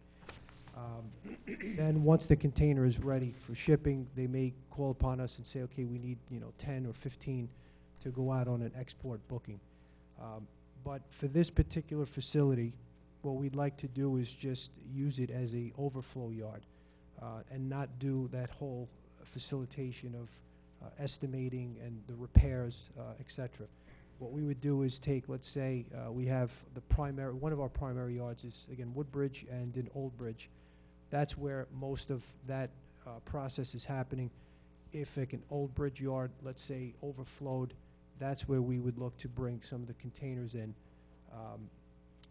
just for storage only. Great. And so turning then to just the particulars of what would be stacked on this site in particular, I know you mentioned earlier that you'd be looking to stack 3 high. Can you describe briefly how that stacking works? Are they just straight stacks or these pyramids? So what we always do is, for safety reasons. Actually, for the board's benefit and the board attorneys, we'll go ahead and mark this exhibit Yeah, mark A1. it as A1 with tonight's date, and just Great. give us an explanation of what the exhibit is before you testify about its substance, please. Thank you. Sure. So the top half is the shipping containers that are stackable. The bottom half is what we call, the trailers that do not detach from the chassis itself. And so just really quick, these are photographs of another yard that Integrated currently operates that were, that accurately reflect the conditions at those other yards and show just kind of how the stacking system works in those other yards. Is that fair? Yes. So the shipping containers are 8.5 feet. They are either 20 feet wide or 40 feet wide by 8 feet. So in terms of the height and the stacking, so it would be 8.5 feet times 3 high. We do it in a pyramid style stacking, as you can see there in that middle picture, just for safety reasons, instead of having them straight up, just for, to protect it from wind and just to have a stabilized stack. So that's how we do it in terms of the stacking. And just one thing to clarify, where the board may see 4 stacked there, we're proposing 3 here, correct? Yes, correct. Okay. And what kind of equipment is used to stack the containers? I know this was an issue raised by both the board's professionals and then might be an issue of interest as well. So it's a special forklift type of machine. So instead of the fork blades, it's what we would call like a side pick type of apparatus on the mast of this specialized forklift, and it essentially just picks from the top and actually the sides and enables the stacking at that point. So again, it's not like it looks like a big forklift, but instead of the fork blades, it's just an apparatus that grabs it a certain way and interlocks into the holes of the corners of the containers. And talking just generally about the overall operation of the site, what kind of turnover is there for both the trailers and the containers? So on the trailer side, again, it would just be at the end of January after a holiday peak season. They would all get returned, and it could be anywhere from 10 to 15 a day, and it would be pretty steady into about, mid to late February at the most. At that point, all the trailers are in, and then there's no movement thereafter until the next peak season, which starts around the first week of November. So again, for most of the time, the trailers are sitting and not moving. There's not daily traffic when it comes to these trailers. On the container side of things, typically, yeah, they would, yes, there would be more movement each day to bring stuff, containers in, bring them out, and send them out. But in this case, for the containers, it would just be an overflow. So we would have, let's say, a few weeks of bringing containers over from one of the yards when necessary. Once they're in the yard and stacked, they would more than likely sit stagnant for a while until there's a booking to, for an export booking. But again, most of the activity would be at one of our main yards. This would, I would consider more of like a satellite yard. And Franco, how many employees do you anticipate on the site, and what kind of hours of operation do you anticipate? For this operation, 3 to 4 people. Hours of operation, 7 to 4 p.m. And I realize it appears to be a type of operation that might require a lot of staffing, but it's, if you looked at any of our other yards, it's never really the case because, again, we're not doing the type of maintenance and repair that we are doing at like our Old Bridge or Woodbridge facility. So this would be more storage related with less staffing needed. Great, and the one other bit I'll highlight, there is a proposed converted container that we're discussing using as a check-in or office space that would, of course, be up on piers with adjacent parking for any employees on site. And that's fairly consistent with what you have operating on other properties and consistent for that number of employees. Yeah, but pretty much what we do at all these type of locations that we have. Okay. Very good. Mr. Chairman, that's all I have for Mr. Ravel. If members of the board have any questions, we'll turn it to you. I have some questions. The operation is Monday through Friday? That's it? No Saturday, no Sunday?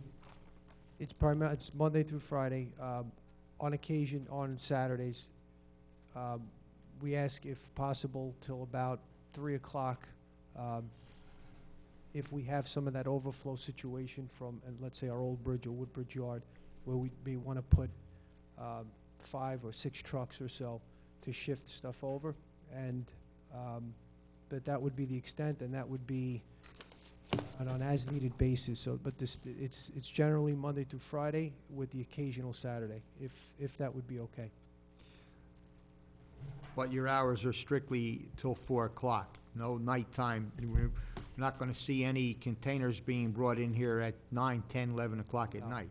No, we wouldn't even have we wouldn't even invest in the lighting to do that. But no, we follow the operations of the port hours. So in the port, you'll see ships being worked, but the truck traffic is generally from 7 to 4, maybe 5. All our facilities close at 4. Okay. Next question. I notice in the middle picture there, the way you have them stacked. If you need to get a container on the bottom, you have to take all of them off to get to one container that's on the bottom? Yeah, yes, but typically, once we establish a stack like that, we'll generate like a report showing that this is the first container, second container, third, et cetera, so from front to back. And what we would do is we'd give that to our clients. So when the clients say, I need 5 boxes, we encourage them to take, from the front to back. So take the first 5 as opposed to, don't pick the last one, because it just creates more movement, which is unnecessary. The containers that are brought to this Gillette facility, how are they brought in, on a flatbed? A flatbed or a chassis, as they refer to it. Yeah, those are the only 2 ways they could come in. And can you give me an idea of what route they would take to get to the Gillette facility? That's a good question. I believe Route 9.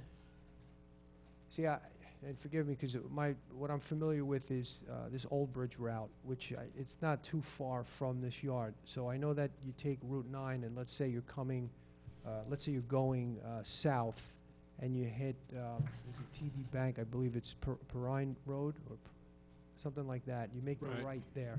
Okay. You get to Waterworks Road, and you make a left. The Old Bridge site comes up on the right, close to the Stavola facility. I know that it's close to there. One thing I know we do is avoid Boardingtown Road, and we take that Route 9 to Perrine to Waterworks. So from there, I'm just not sure. I should have checked into that, but I would think you could probably take that route and continue on from there, but I would have to double check that. These containers, are they owned by separate companies? There's about 5 or 6 leasing companies. They own the container. We don't own any of the we own some. On occasion, they'll offer, if we want to buy them, if we have someone that wants to buy 5, 10. But primarily, it's 5 or 6 clients that own the containers and lease them to shipping lines. So it's a leasing company. Again, there's about 6 of them. It used to be probably 12, 13, but in a world of consolidation, ended up with about 6. So if a company owns, let's say, 100 containers, and then they need, say, 30 of them, and these 100 that they own are on that site, and they're stacked on the bottom, you would have to take that apart in order to get the container out that the company owns.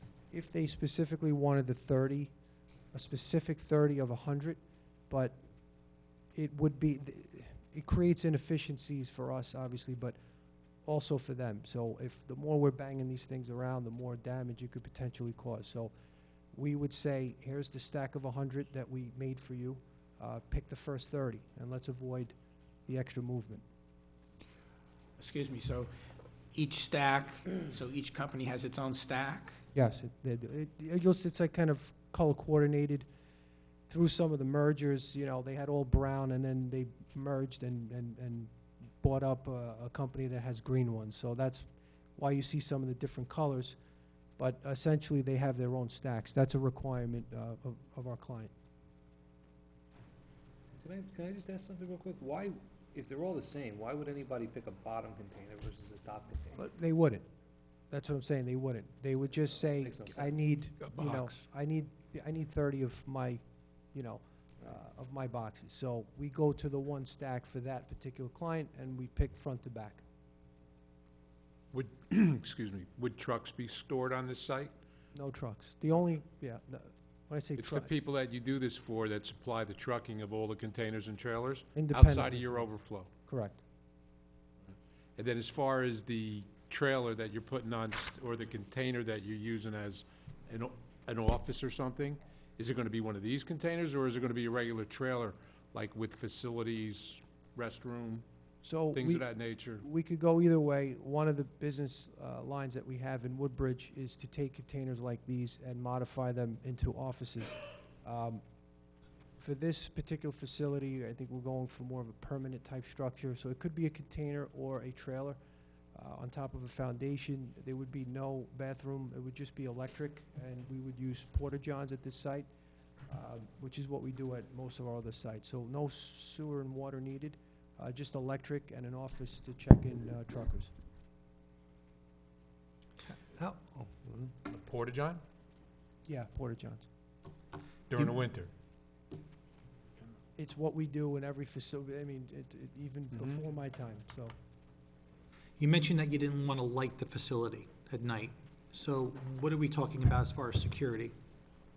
Security, I believe there's gonna be some fencing there. Right, there is proposed, and this is something Bhaskar can speak to more specifically. I believe it's an 8-foot fence around the outside of the facility. 6 foot? Sorry, 6 foot. Wait. Sorry, 6 foot. High fence around the edge of the facility to both demarcate the line so that we don't have any issue with the edge of the property being demarcated, but also then for the security concerns. That's going to run to the water? That runs all along the usable area of the property here. So what Bhaskar is putting up, and we'll probably mark this as A2 just for the benefit of the board. Well, I mean, if we want to swear in Mr. Bhaskar, we can do And that. that's where that's where the containers will be, within that? Bhaskar Halari, yeah.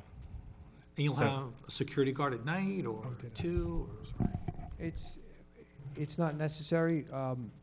Again, all the containers and trailers are always empty. We don't accept any, every container or trailer that comes in gets opened, just to make sure and double check. We know they're coming in empty, but we make sure. So the fact that they're empty is really never a concern for any theft or anything. And in order to steal a container or a trailer, I mean, you have to get access to the machinery to lift the container, and then load it onto a flatbed and that kind of thing. And the trailer you'd have to break in with a truck and hook up to one of them and run off. But just not something we typically see as long as it's secured. We'll probably have internet, like cameras, kind of thing, but no security. So there'll be a locked front gate? Oh, yeah, absolutely. My concern is, no one's going to be there. Kids get in, start fooling around on the trailers. Someone can possibly get hurt. It's not lit. You're going to have cameras. Are they going to be with night vision, or how would you mitigate that? That's what we do. I mean, it's a good point. I mean, the biggest concern would be someone getting access to one of the machines. There's not much you can do in these yards to get hurt unless you go climbing. I mean, people could break into one of these distribution centers and start climbing on top of that. I mean, in my mind, it's no different in terms of climbing and falling. Are the trailers locked? Trailers are not, the doors are not locked, no. So people can get in them? You can get in, and it's So they could have a wood party in there floor. if they wanted. Like, why wouldn't they be locked? I mean, is there? Why would they? Why wouldn't you lock a trailer? Again, it's empty, Mhm. and, yeah, there's really no, it would just be an extra step that a client wouldn't pay for and they don't request, so. And potentially one other thing to point out in that regard is, there had, in our discussions with the board's professionals, there were concerns about, well, what happens when, say, the rear part of the property floods? And in those instances, instead of keeping these containers locked and sealed, they actually come through and can pop the doors and let the water run in to keep them from moving at all. So for both a practical purpose, at least with the ones that are in the portion of the site that's within a flood area, those aren't locked for the purposes of being able to come through and pop the doors, at that instance and let the water run in. That's your facility in Old Bridge? Yes. And that's active? How do you handle security there?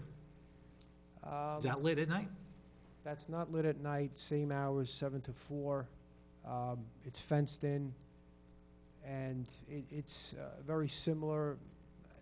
I don't want to say similar, because this is, again, would want to be primarily trailers and some overflow containers and not stacked as high, and just nowhere as active as that yard. There's no security. It's the same situation. We lock it up at night.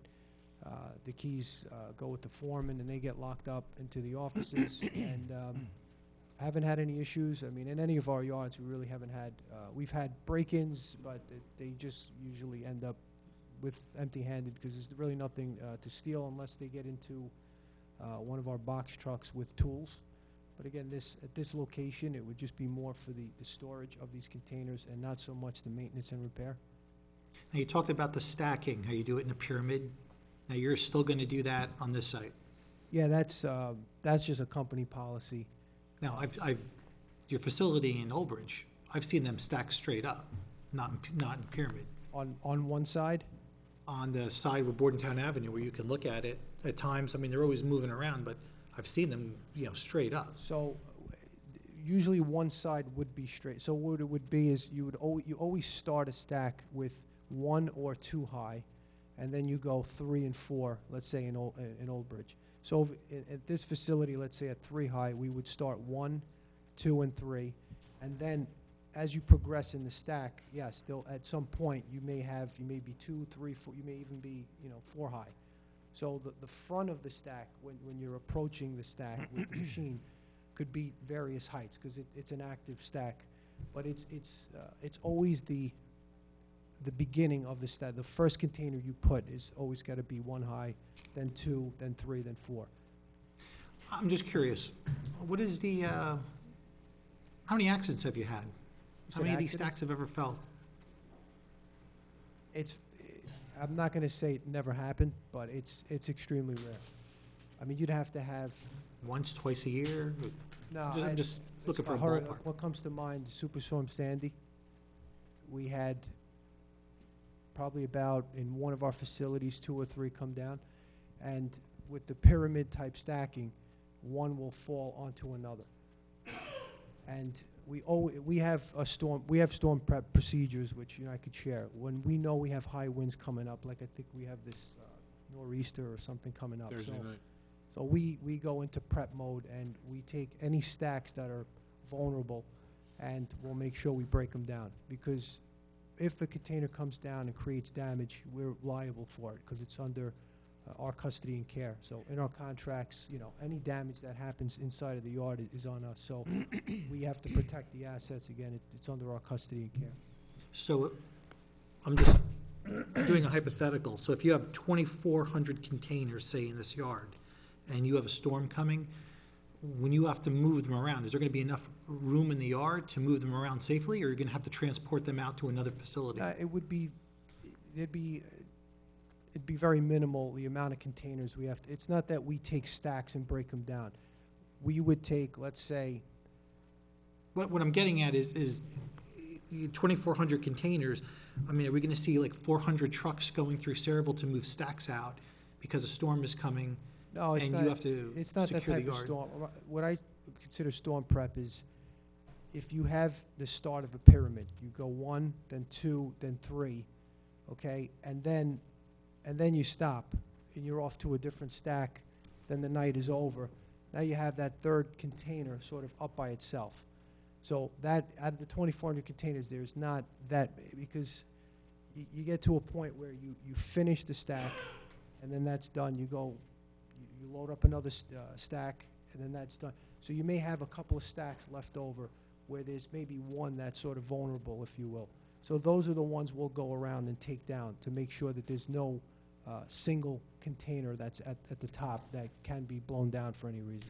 Okay, I've got another question. When you're talking stacks, how many containers? Are you talking like a long stack? Could it be like 100, 50? How are they grouped? Let's say in a yard like this, it'd probably be no more than maybe 30, 40, maybe 50, because the lower you are, the less of the stack will contain. So Are they grouped by client? Yes. They're grouped by client. Like I said, there's 6 of them, but one client might have 5, 6 different stacks of containers. Another one might have 10. Another one may only And have it could be like, 3. say, 1,000 in a stack? No, now that would be, that would be a long, long stack. So I would say maximum would probably be 50. So it would be 50, divided by, let's say, 3 high. That's, and each container is 8 feet. So, you'd probably be, a few hundred feet of a stack.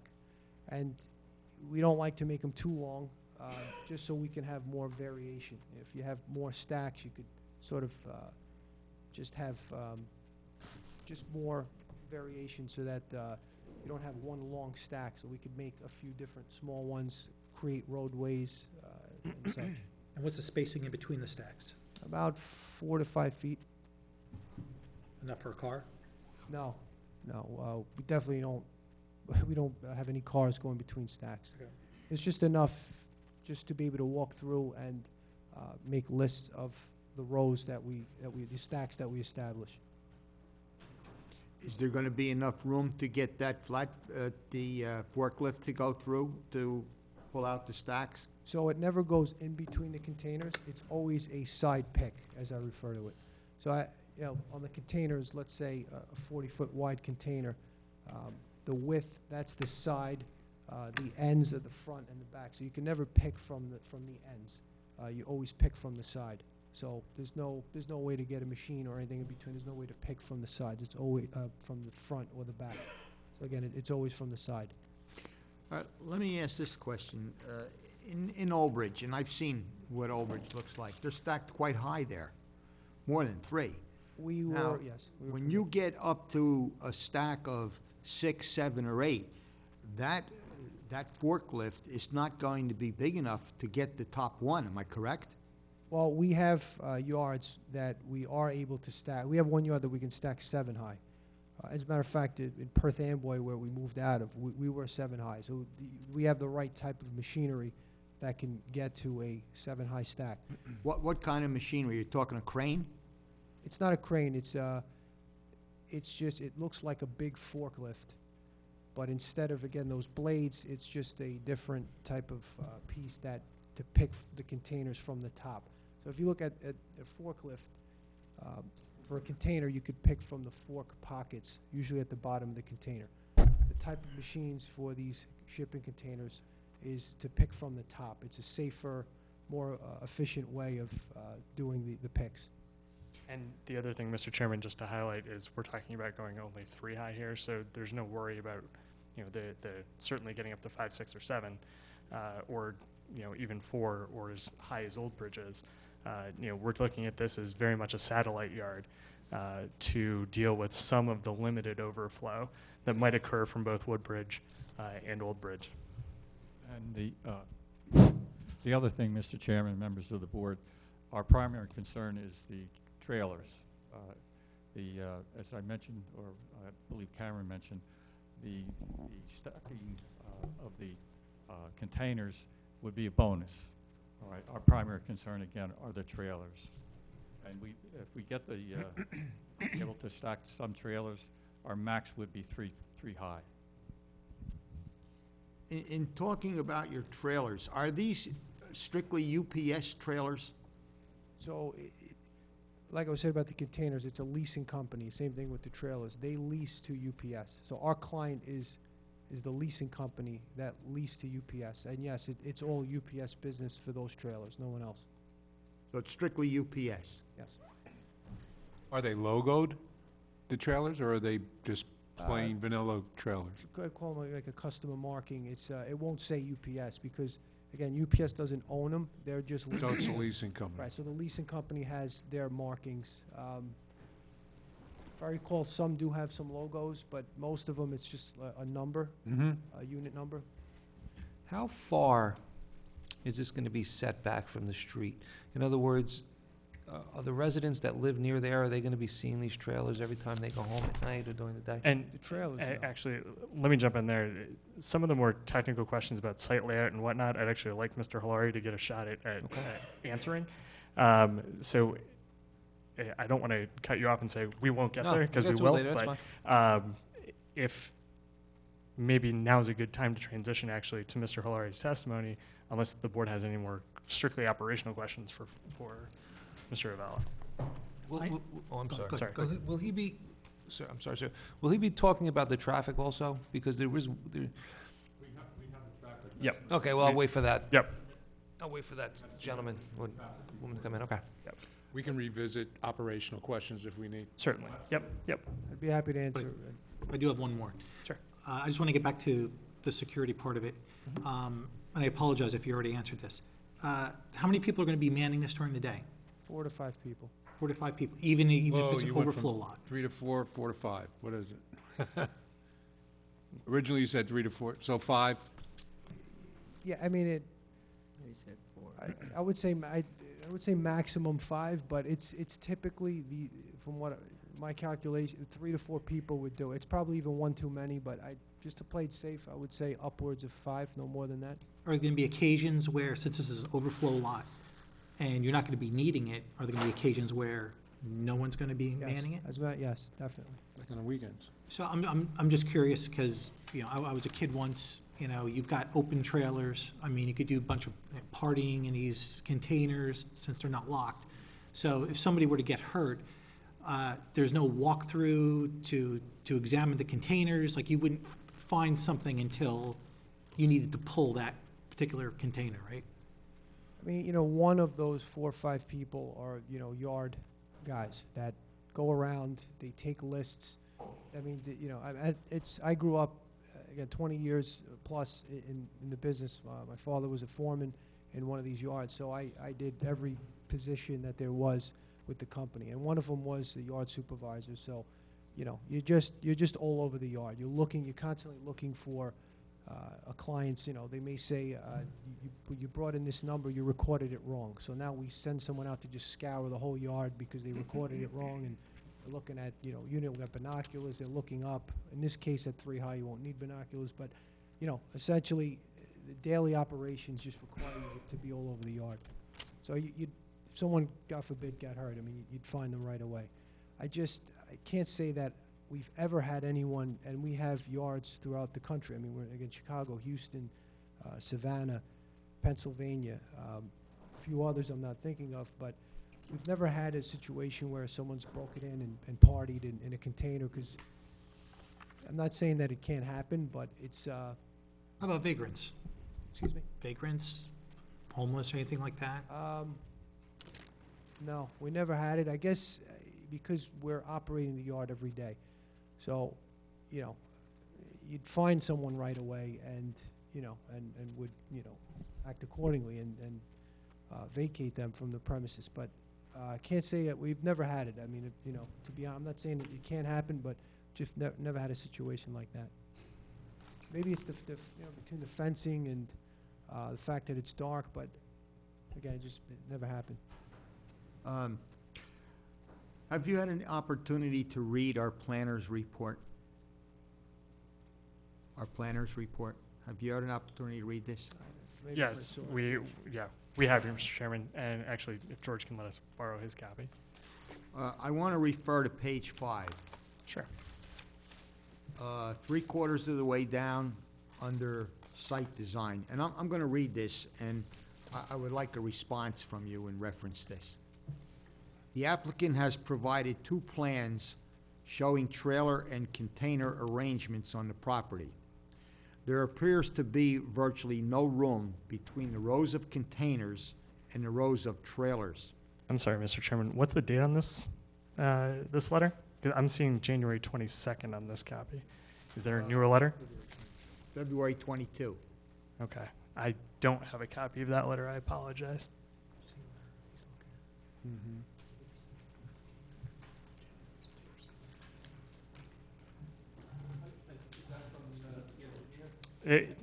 No, this is from Higher Grill Associates. So, Mr. Chairman, if you can just read the comment as I understand it. Thank you.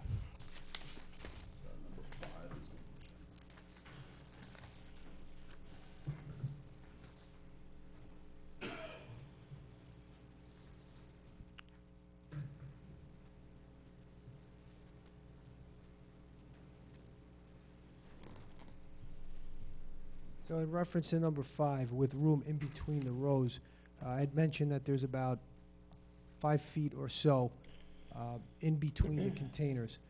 But what there is usually around 60, I think we covered this too, it's about 60 feet of roadway. So let's say whether you have trailers or containers, and let's say they're all stacked, let's say up against a fence, and you have 1 row, 2 row, 3 row. Now, on this side of it here, there'll be 60 feet until the next either stack or fence. That's for trucks and emergency vehicles to be able to go up and down. And also these machines need to be able to access these stacks. So in order to do so, our general rule of thumb is about 60 feet in between stacks as a roadway. So maybe some of the confusion, I apologize if I'm not explaining it correctly. So if you look at this here, like this is a roadway here, like this is the 60 feet I'm referring to, and then the 5 feet in between containers is this. So again, it's a roadway in order for vehicles like this to pass through, emergency vehicles, and the machinery, and then again in between is just about 5 feet or so for no vehicles to be able to access. And Mr. Chairman, I understand that's referring to a plan that was prepared by the engineer, and he can probably clarify that as part of his testimony as to what kind of circulation areas would be necessary and that kind of thing at that point. Okay. So with that, we'll turn it Any back other to questions? Mr. Pressler. Yeah, just one question to clarify. You mentioned minor repair work, and then there probably won't be done on this site. Can you be more definitive? Will there be any repair on this site or not? Yes, to be honest, I'd like to have the ability to do minor repairs. Okay. So minor repairs would not require anything where you would change out any major components. So like none of the, let's say, the wheel ends that come off, anything. Or what is it, like painting, or just go through the It would- minor repairs? So the minor repairs would be lights, like, tail lights, marker lights, a lot of decaling for this client. Yeah, changing the tires, and minor straightening. Again, if it's something that is dented or bowed out, we will probably look to hammer those in. But if it's something that's major and it's got to be, sectioned or opened and cut apart and all that, that's where we go to our Woodbridge facility, which is all indoor. So a lot of it is because of the ground. You can't really have the right type of equipment to do the repairs, as well as the elements. It's bigger jobs have to be done inside. So this is all outside. There's no building. So that's some of the minor repairs that come to mind. Okay, So- so so how do you you- don't have any problem with limiting it to those things that you stated? We prefer that, because the expertise won't be there to do the bigger job. It's not the right type of facility for that, for the major stuff. How do you And, facilitate that changing of tires and things of that? Do you have a truck that is a mobile Mobile device? Exactly. Yeah, it would be like a Mobile shop? box truck, bread truck type of thing, with a compressor. Okay. So for the tires, you would, you know, run an air line to a jack, lift it up in order to dismount and mount the tires. And there'll only be trailer or container repairs, no truck repairs, anything like that? No, certainly. Changing oil or anything, okay. Right, not a motor depot, no. We don't deal with the truck side of it, it's just the containers and the trailers. Can you address the noise level during the course of the day when these trailers get stacked? Is there a noise? Could we hear it from the street? Could we hear it from the homes that are in the area? You won't hear it from, I mean, to give you an example, like in Woodbridge, we have, we're right smack in the middle of the residential area, so right behind us is the train tracks run through, and then there's houses right there. We have never gotten any complaints about noise, but particularly in this facility, where the repairs would be minor, changing out tires, I don't expect anyone to complain about noise at all. What about the noise on the stacking? The stacking is, it does have, it's, you know, makes noise.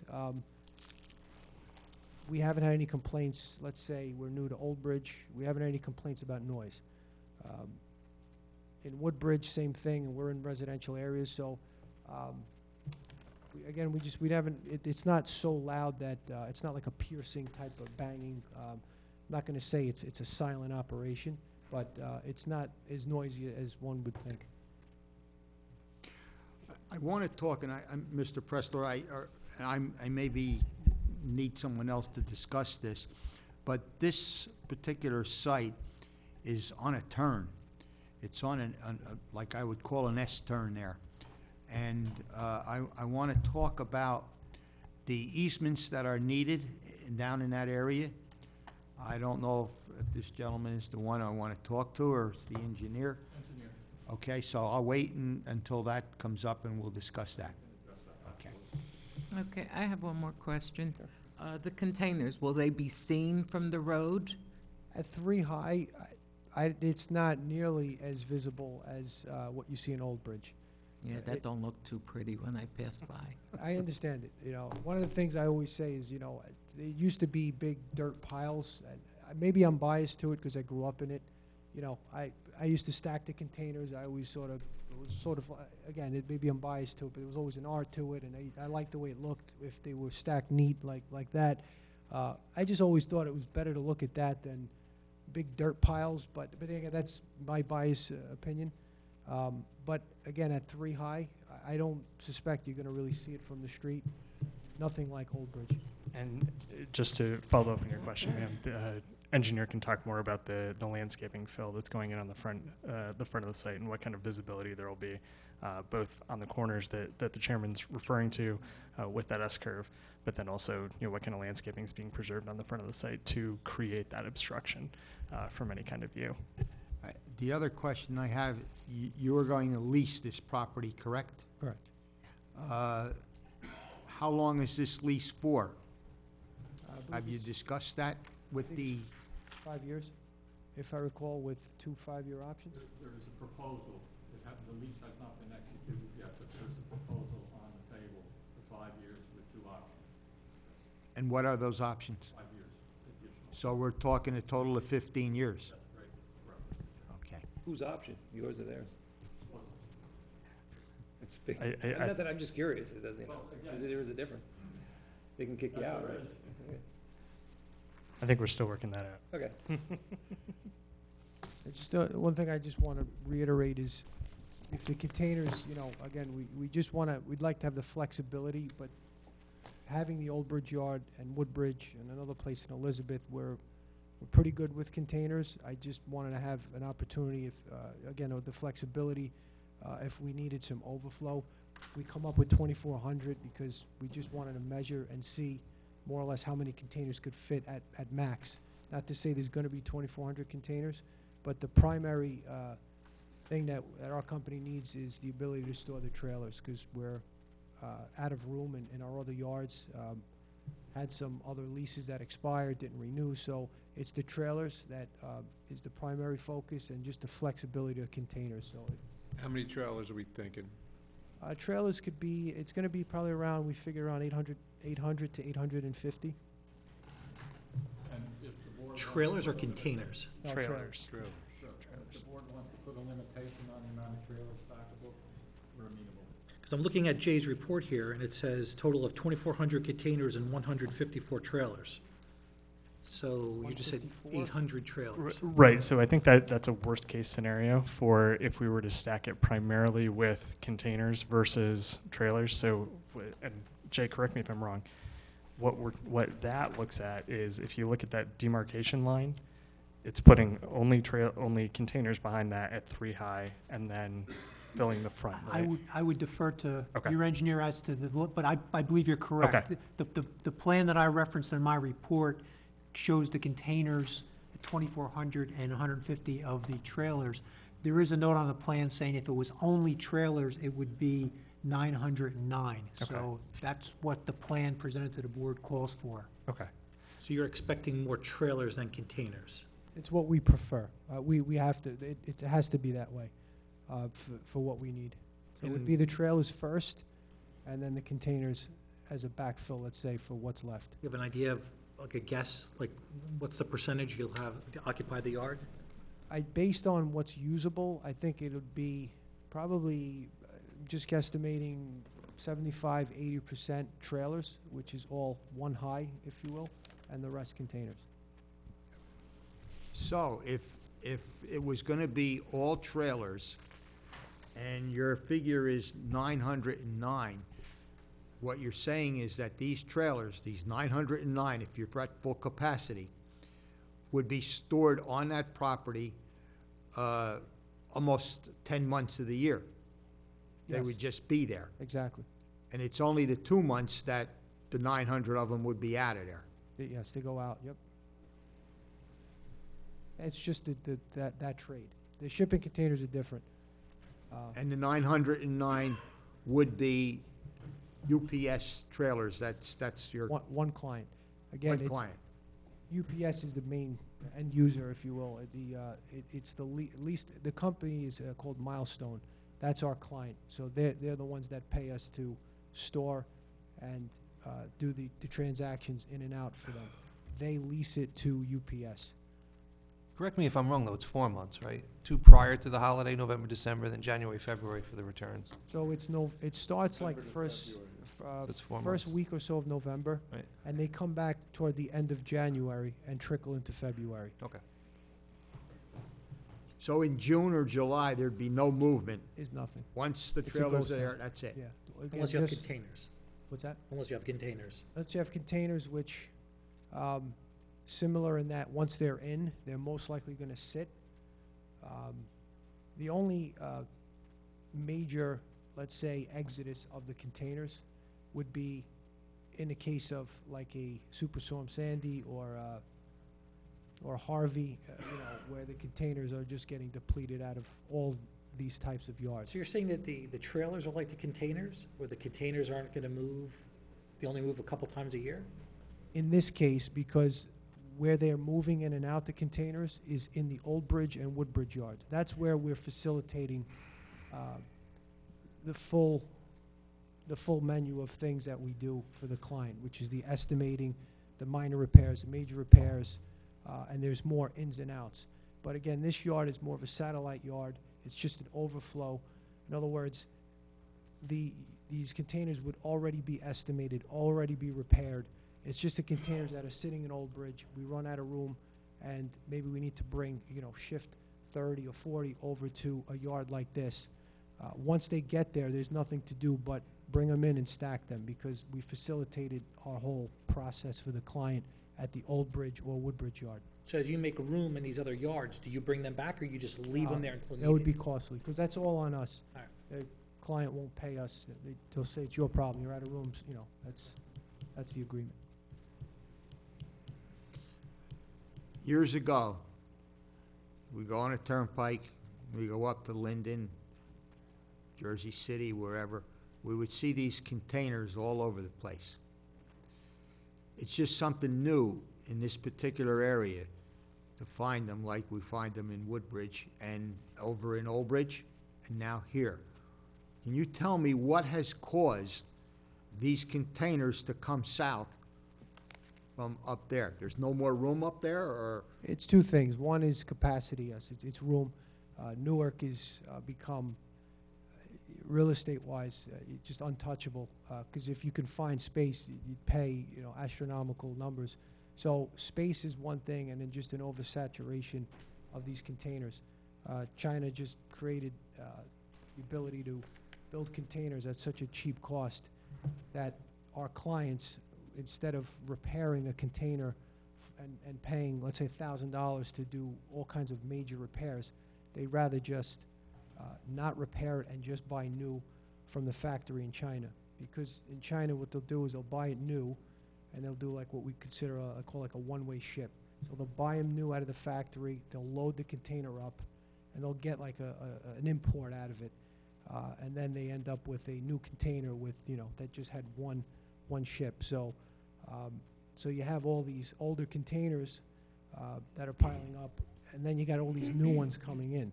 So that's, again, it's the real estate side of it, and then the last thing is just the warehousing. A lot of these properties are turning into warehouses. They don't want to have container stacking because I guess the ratables are just much better on a warehouse than a shipping container yard.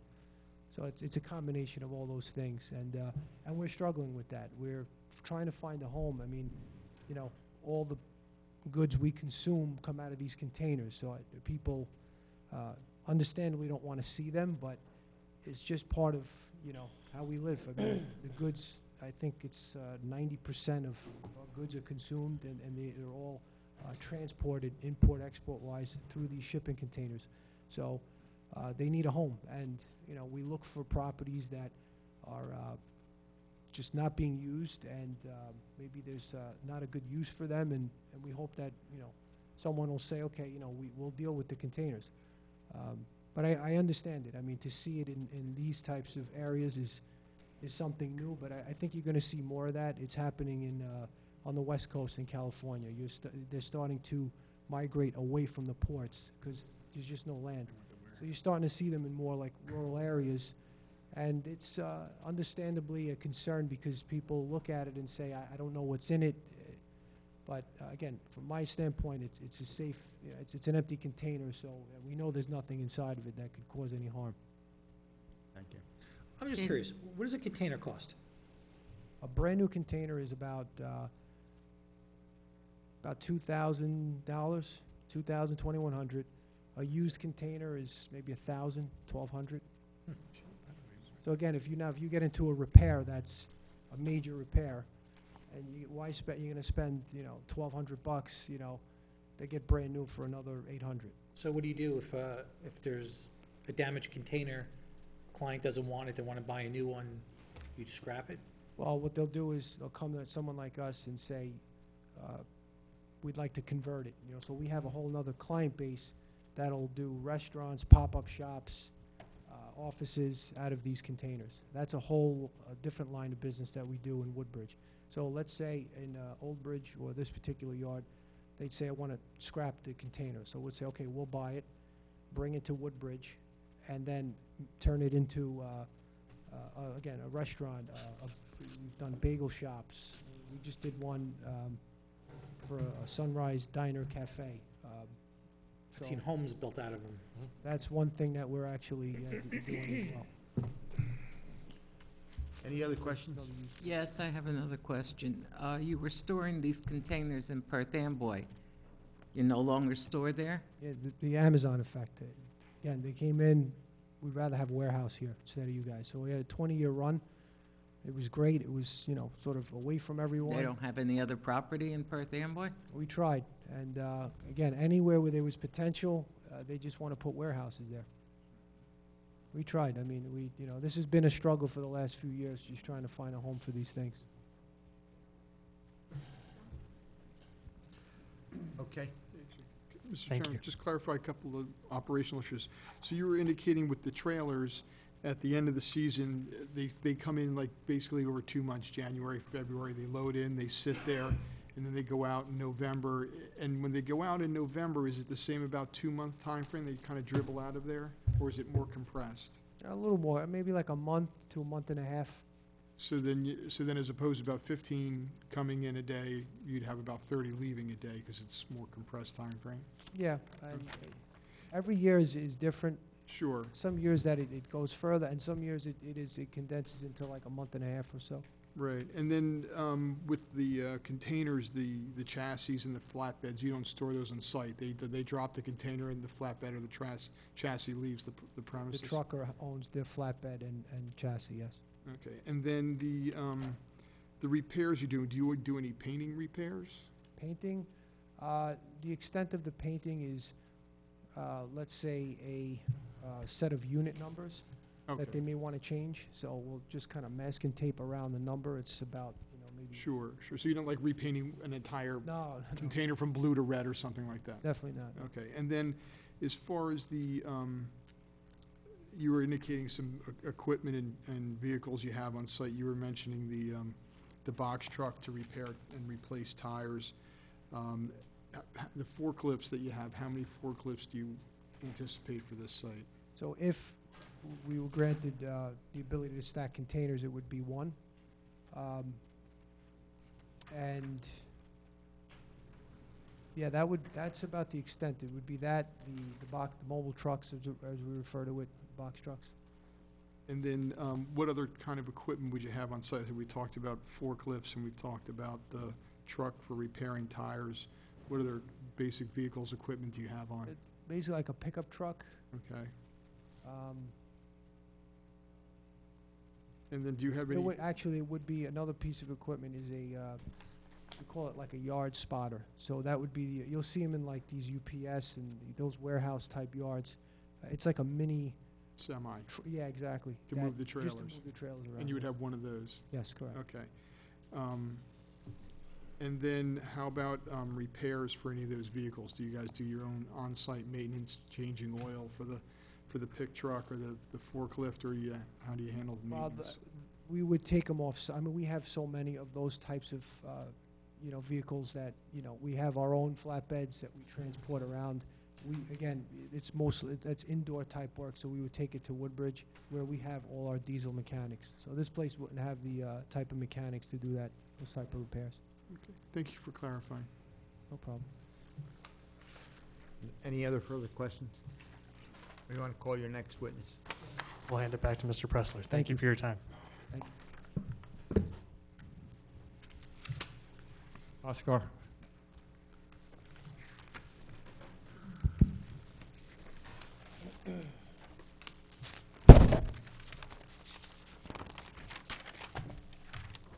Mr. Hilary, good to see you again, sir. Good to see you again. Swear you in? Sure. Swear affirm, tell the truth, the whole truth, and nothing but the truth? I do. And please give us your name, spell your last name. Sure. Name is Bhaskar Halari. That's Halari. A professional engineer, concept engineering, Manalapan, New Jersey. Thank you. Mr. Pressler? Oscar, you're our engineer on this project? Yes, I designed the project. You're familiar with the site? Yes, I am, of course. Right. Do you want to answer the chairman's question with regard to the site triangle for the traffic? Mr. Pressler, why don't we qualify Sure. Mr. Hilary first as an engineer? Sure, definitely. I've been a professional engineer since 1994. I have a bachelor's and master's degree in civil engineering from India. I've been practicing in this field for almost 25 years. I've been in front of this planning zoning board in Sayreville as well as multiple other boards. Make a motion that we accept his credentials. Second. Proceed. Thank you very much, Chairman. I'm going to mark this plan. This is an aerial photograph that we obtained from NJDEP GIS system. It basically shows the site in yellow. So this actually we did mark A1 already, so this will be A2. Thank you.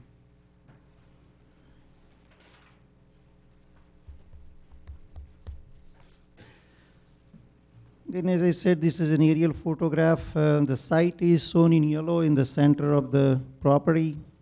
The S curve, the chairman just talked about on Journey Mill Road, which kind of runs right through the middle of this board.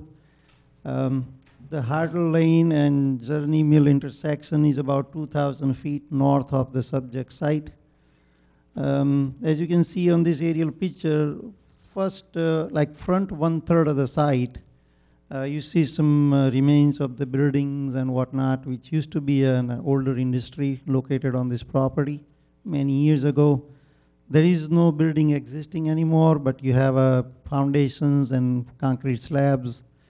The access driveway going into that previous use still exists on the Journey Mill Road. So almost first 1/3 is disturbed in that manner. Then rear to 2/3 is almost looks undisturbed, except some encroachment along the northerly property line. The uses, as you say, to the north, seem like a warehouse type of operation north of our site. To the west is South River. To the south, there is a construction offices, general contractor's office. And to the east is like a pond and a vacant piece of property.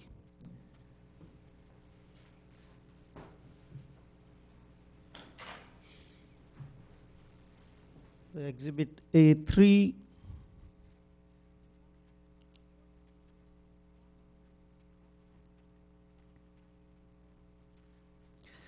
is actually drawing number 3 of 8, which is submitted to the board. Only thing added to this plan is some colors and aerial photograph. This plan shows that rear quarter of the site is a floodway. So that is the portion of the property that could not be used for any purpose. And our proposed use kind of ends at the floodway line. And to this southerly property line and on the westerly property line, there is some wetland areas. And we have to provide a buffer along that wetland. So as you can see on a southerly property line, there is a green area, which is basically a wetland buffer. And to the northerly property line also from Journey Mill Road, there is up to halfway of the property, there is a ditch run along that northerly property line. And there is some wetland associated with that and wetland buffer. The access to the site is provided at the same location that there is a current existing driveway. Only difference is we are redoing the entire entrance. The current driveway is only 25 feet wide. Will be widening to 30 feet width. And a small portion of that driveway up to 100 feet in would be curved on both sides. And then there is a 7 parking stall, including an ADA parking at the end of that driveway. Also just to the south of that driveway is where there is a office trailer, which is an 8x40 office trailer. And just to the east of that office trailer is a portable bathroom facility. And there is a small dumpster to the west of that proposed office trailer. We also are proposing an improvement to Journey Mill Road. The existing pavement would be widened to 20 feet half width, and new curbing would be provided along the entire frontage. We have a conditional approval from Middlesex County Planning Board for this driveway access point. The main thing that we need to do is provide a better site distance. The problem you have at this location right now is there is a significant amount of vegetation on the northerly side of that existing driveway, which blocks the visibility. So the plan shows the necessary site triangle of 555 feet, and we would have to do clearing of the existing vegetation to improve that site distance on the north side, as well as on the south side. We are also acquiring a site triangle easement from the existing office, general contractor's office, Robert Downey Jr.'s operation, and we are getting a site triangle from them as well. There is a small other site triangle we need to get on a south side from DuPont, and we are in a process of getting that as well. We had met with the county, and we are talking to the property owner to the north. But the county has told us that if we are unable to obtain that site triangle easement, they'll be able to acquire that for the applicant. So we can acquire those site triangles if need to be to improve the visibility, which is a chairman's concern. And the improvement along the Journey Mill Road also will provide a better access to the site. You see the light gray on this plan is the area where the primary storage of trailers or containers that we talked about will happen. First thing we have done is we have provided a 100-feet setback from Journey Mill Road. So the first 100 feet, it is quite honestly, the property is wooded currently in that area. Most of the improvement kind of starts beyond that. So that 100 feet of vegetation would be preserved, which is there. And we were adding evergreen along Journey Mill Road, so that evergreen kind of creates a continuous year-round buffer along Journey Mill Road, so traveling vehicles don't have any visibility into the site. Only area that we open is the driveway access into the property. So we have provided good amount of buffering along Journey Mill Road to reduce the visibility into the site. And as I pointed out previously, to the northerly side, there is a good amount of wetland, which also limits and maintains the existing vegetation along the northerly property line for a significant distance, almost to the half of the site. And to the south, there are existing uses that are there with some vegetation along the property line, which does create some buffer. And we have drawn a demarcation line on this plan, which is about 350 feet from Journey Mill Road, where we say from front of the site to that 350 feet distance, it always be only used for trailer storage. So therefore, the higher heights, if you can stack 3 containers, you'll talk about a height of about 28, 29 feet. All that height is occurring much further into the site, so there is no visibility from Journey Mill Road. So that was the main intent of limiting the storage of container in the rear portion of the site. We did do 2 plans just to get an idea of what maximum could be stored on a site that we talked about, number of containers and number of trailers. And we did a 2 design. One design is if we only store the trailers in the front part of the site, which is only designated for trailer storage, that can about store 154 trailers in the front. And the rear portion, if you put everything with 3 high containers, you'll store 2,400 containers. In the second option, as Franco pointed out, that their primary purpose right now is to store the trailers. So the chance of having that many containers aren't there, but we just wanted to show the worst case scenario to the board. And therefore, we did the design. Now we did similar design for a trailer for entire site. If only trailers are stored on the property, how much maximum you can put. And I was able to fit 909 total. But that does not necessarily mean that's what would be stored, because as we talked about, there may be some spacing needed to keep between the trailers. I did not account on the plan that I did all that spacing and everything. So what Franco said about 850 or so container seems what would really happen on the site. But we wanted to give the board a full extent of maximum numbers. And also Andrew, during our TRC meeting, Andy, zoning officer, had asked that way he has a better control over how the storage of things happens on the site. We also have a 6 feet high fence all around the area where the proposed storage will happen.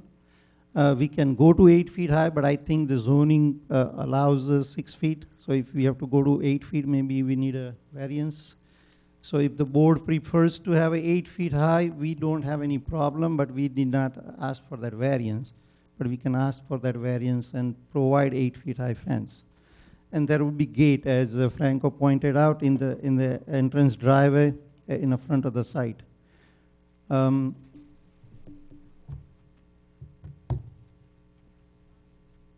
We had requested a couple of waivers. One is a variance for the sign. We are dedicating another 23 feet right-of-way in front of our property. And as you all know, the visibility is less. So the setback for the sign in this area or this zone is 25 feet. So the sign will be so far back after giving right-of-way another 25 feet, it wouldn't be much visibility available on the Journey Mill Road.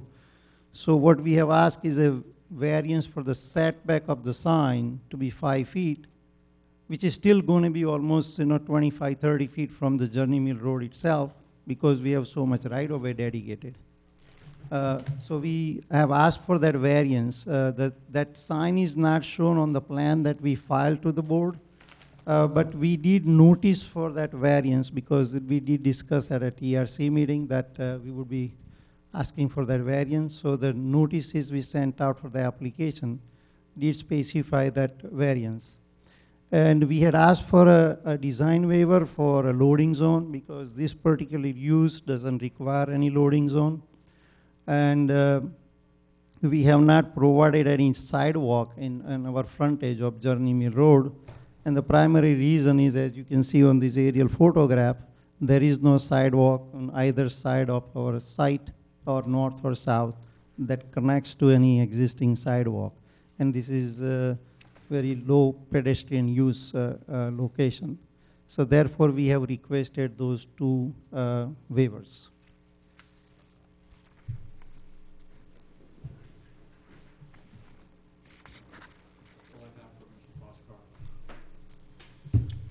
Any questions from the board in reference to this witness? I do. Now, you're talking about the northern part of the property, or the part of the property that, I guess, the neighbor's property. Yep, if you go more towards Journey Mill Road. Because you're talking about the site triangle, and now, did I hear you correctly that you were going to remove vegetation? So you Yes. can, so you're going to remove vegetation there, but then you were mentioning the first 100 feet in, you're going to add vegetation. So you're going to be taking away vegetation so you could see through the curb, but then you're adding vegetation right at the, looks like at the apex of the curb. Right, so the vegetation that we would be clearing is only limited to the side triangle, which is a small area. And the vegetation that I talked about adding is going to be beyond the side triangle line. So we would be planting evergreens right behind the side triangle line. So you still have a clear visibility, but there is still significant amount of land left behind that side triangle on our property. So we would be planting the additional buffer in that area. So how many feet from the road? I would say it's going to be about 30, 35 feet from the road. The evergreen would be planted. Okay. Second question is, now that gray area on the map, that's where the trailers and the containers are going to be. That's where the fence will go? The fence won't go around the outer perimeter of the property? No, it will go on outer perimeter of the area where the storage is going to happen. Only? Only, So yes. that thick black line? Correct. There will be no fencing there? No, yes, along the property, no, there is no fencing on the property, yes, correct. Because a lot of that area is wetland also, so we can't put the fencing in that area. So we wanted to stay in an area where, and also during our TRC meeting, Andrew, zoning officer, pointed out, how do I know that you guys are not going beyond the limit where you are permitted to do the storage? So we thought it is better to put the fence where the limit of storage is on site, so it is easy for anybody to inspect that this is how far they can store on site. So that basically defined the area of the storage on the property. Okay. And what is that, a chain link? Correct, yes, chain link fence. Now, you're going to be ripping the concrete up, and it's just going to be dirt, or? Yes, we also have an environmental consultant here. The 1/3 front of this property is contaminated, there was an old industry here. Mhm. And there is an environment consultant here who is going to talk about that. And what I know is as a part of that final capping of the site, we need to add about 1 feet of dirt on top of the area to cap the entire property. So it's not going to be pavement, it's just going to be dirt? No, it's going to be stone or dirt. So first we'll put some soil, and then it will be stone compacted area for the trailer to park. Okay. So it's a 6 inch of stone or RCA that would be used on the site. All right, so then my next question, because this area floods occasionally, are you going to have, are there going to be sinkholes or, are there going to be soft spots on the lot where some of these containers, if they're stacked 3 high, could start tilting? I mean, is there? Therefore, that is the reason to provide this 6 inch of RCA, to compact the area and provide the stable foundation. And that should mitigate that? That definitely, yes. That is what I did go visited the Old Bridge facility, and I had a talk with the foreman over there as to what you do, how you do it. And they said we provide this RCA under the container area. All right, and that's common in those other yards? That's how they did. I visited that site and I saw how the operation was. Okay. Because I wanted to prepare that plan to show the maximum containers. So I went there and inspected as to how they operate and what exactly they're doing. Okay. Yes. So what they have is like we have a 50 feet wide access in the center of the property. So that's where that forklift machine that he talked about operates. And so he goes there and then basically it be stacked from the boundary line coming towards the driveway. That's how they're stacked. But in any event, again, as I said, that their primary interest is a trailer. So if the board decides to allow only trailers, the client is willing to accept that condition. How many trees you gotta take down how many trees are gonna be taken down for this whole property? There is about 700 trees. We did a sample area, 100 by 100, to identify the trees in one location, and based on that, about 700 trees we would have to take down. I don't know exact number, but it's somewhere around 700. We still have to take some out because we need to do remediation for the front 1/3 of the property. It's still wooded in that area. So we would have to take certain percentage of that, even if we don't do anything. On this side, we have to take that out to do the remediation that we require to do for DEP. Now, can I go into the tree thing? I have 839 trees that you have to take down. Yeah, so, as I said, I don't know the exact number. That was previous testimony, right? Yeah, I see, you're right, it was over 800. 839.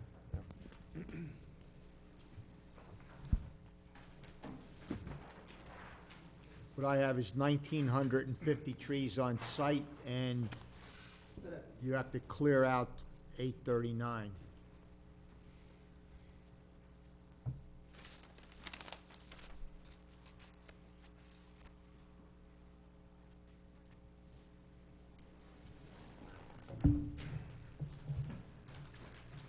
Yeah, you're probably correct, Chairman. I don't have the number here. It's 1,950 trees total.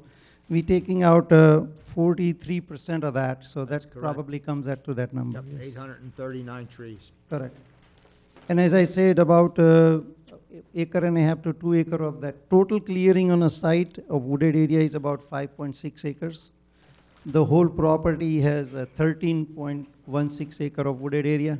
So out of total wooded area on the whole site, we are clearing about 40%, 43%, as we said. Out of that, as I said, about acre and a half to 2 acres in the front part here, which we have to clear for remediation. Now, I do have an issue with the tree preservation plan that you have, because you have listed number of trees between 4 to 16 inches, then below that, it's 18 to 21, 21 to 24. So you're saying is that there's 1,900, that's what you're estimating, 1,950 trees that are within 4 to 16 inches on the property. Correct. That's not right. I walked the property and there were trees that were over 16 inches. And then you look at trees that have multiple stems or multiple trunks coming off of it. So what you would usually do is if it's coming out of the same root system, you would take the breast height diameter of those trees, add them together, and that would that would be over 16 inches. And the reason I'm bringing that up is the calculation is different for the trees that you're owed. So if you are between 16 and 18 inches, then it's not a percentage that you owe back. It's 16 to 18 inches is 3 trees. Then when you go over that, it's 4 trees. So I don't agree with any of these calculations. No, we basically picked out a one area for location of the trees, and there are some trees, like as you said, there were 2 stamps coming out of the tree. 2, 3, and there are a lot of In, them. in a sample area that we did, there was a tree which had a 2 or 3 coming out, and we measured at 3 trees. So, but if that's how you calculate, that's how it would be calculated. We Well, you will just change happened to that. pick the right sample area. I walked, No, I the think, property, and I've found a lot more than 0. We can, if the board desire to locate all the trees, we'll locate all the trees. We just, there were so many trees to be located, so we located a sample area. I didn't even go there, we just sent a surveyor, locate 100 by 100 area. No, in I'm Woodland. just saying it's not 0. No, I understand. I'm just saying it basically because it's done based on a sample area. I'm pretty sure when you go in the front area, there may be area which is not as dense as where this sample area is. So there'll be on both sides of it. That's why it's called a sample area. But we can definitely, if you make a condition of an approval to locate every tree and calculate based on actual number, we have no problem with that. Yeah, this would definitely have to be recalculated, because I walked the property and it's not correct. I have another question. You talked about the easements. How many easements do you need? We need total 3 easements, three total easements. One easement is from the Robert Downey Jr., the property located to the south. And beyond that, there is a small access driveway which is owned by DuPont. So we need another very small triangle from them and the property owner to the north. And who is that? I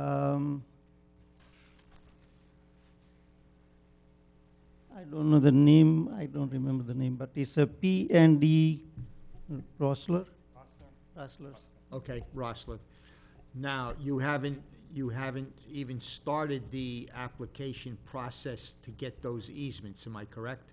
No, I met with, sorry, I don't recall the name, but I did met with the person who's owner of that property. Okay. We visited the site, and she asked us to stake the line where the side triangle line would be, so we can look at it again. So we did have one meeting with that property owner.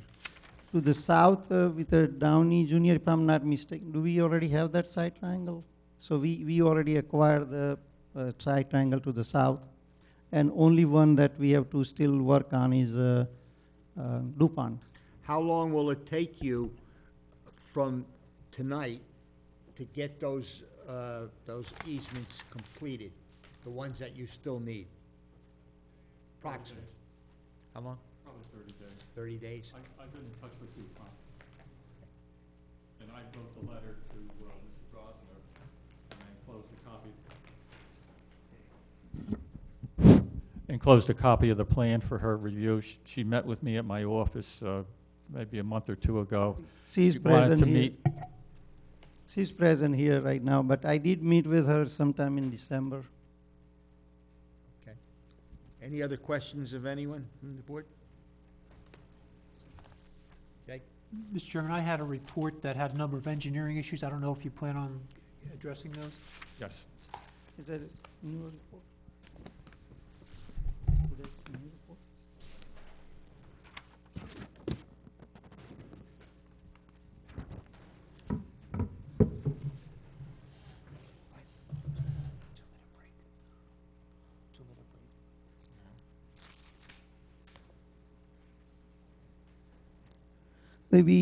We had one set of revisions. We had a previous report from Jay's office, and we revised the plan to address most of the comments. There's some comments still outstanding, but we will address all these comments. I don't see anything in here that we would not be able to comply with.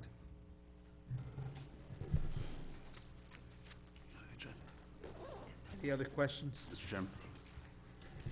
Mr. Hilary, I have two questions for you. The plan that you prepared that we've referenced a couple of times but not seen this evening with the trailer configuration, that where we came up with the 909 number. The version of the plan that I saw showed trailers parked throughout the entire drive aisle. Now, there was two versions. There was a version with the trailers toward the front and the containers to the rear, and then another version where the entire site was covered by trailers, leaving no access whatsoever to any part of the site except right up front. If you maintain that drive aisle that's been shown at roughly 50 or 60 feet in width, do you have a calculation for how many trailers would fit on the site?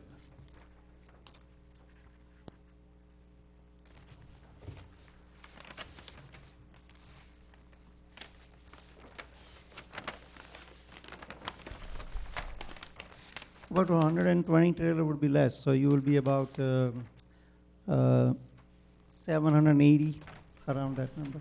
Okay.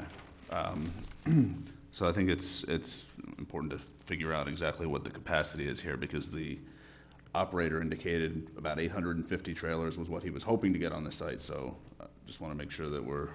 But the reason I did this layout this way is when I visited the site, another location of theirs, and they said for the container storage, they need to maintain the access because they have to go in and out with a forklift. And with the trailer, they're just parked and then they all just go out and they never have to go back there to do anything. So don't necessarily, so only thing we would have to do is provide we're gonna have to talk to a fire official and see what type of access they will need to provide. So in that case, we may have to provide 30 feet wide access to the back of the property because 50 feet was for that big forklift to operate, but for emergency vehicle, probably 30 feet would be adequate to go in and out of the site. So in that case, I just took out everything within 50 feet when you just asked me the question. Okay. So it's just somewhere around 800 is going to be the number, basically. Okay, thank you.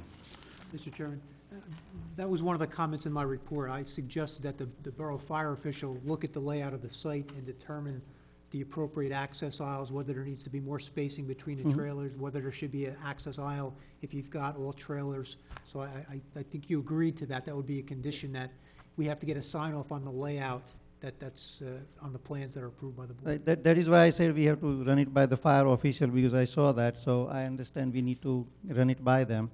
But see, the whole idea of this plan was I just don't want you to misunderstand what I was trying to do. The concern was what maximum we can have. So I just didn't leave a single inch of space, so this is maximum number. So anything can happen is going to be lower than that, is what I was trying to portray here. Not that that's what would be stored. So I just, that was the whole intent of making that plan. The back part of the road, the end towards the water, will there be trailers against the fence there? This plan shows the trailer along the back fence as well. So if there is, God forbid, a fire in that wooded area, fire department wouldn't be able to get back there because the trailer, they'd hit a dead end of trailers. No, that is why we need to go to the fire official. And as I said, from my experience, they normally will require 30 feet wide access, so two, fire trucks can go back there, and a large area at the end for them to turn around, like a cul-de-sac on a street, basically. Can fire trucks get back there now, or no? They can't They get. could. Huh? No. Oh, wait, there's barriers. Are there barriers that you can't drive? No, there is a barrier on the driveway, correct.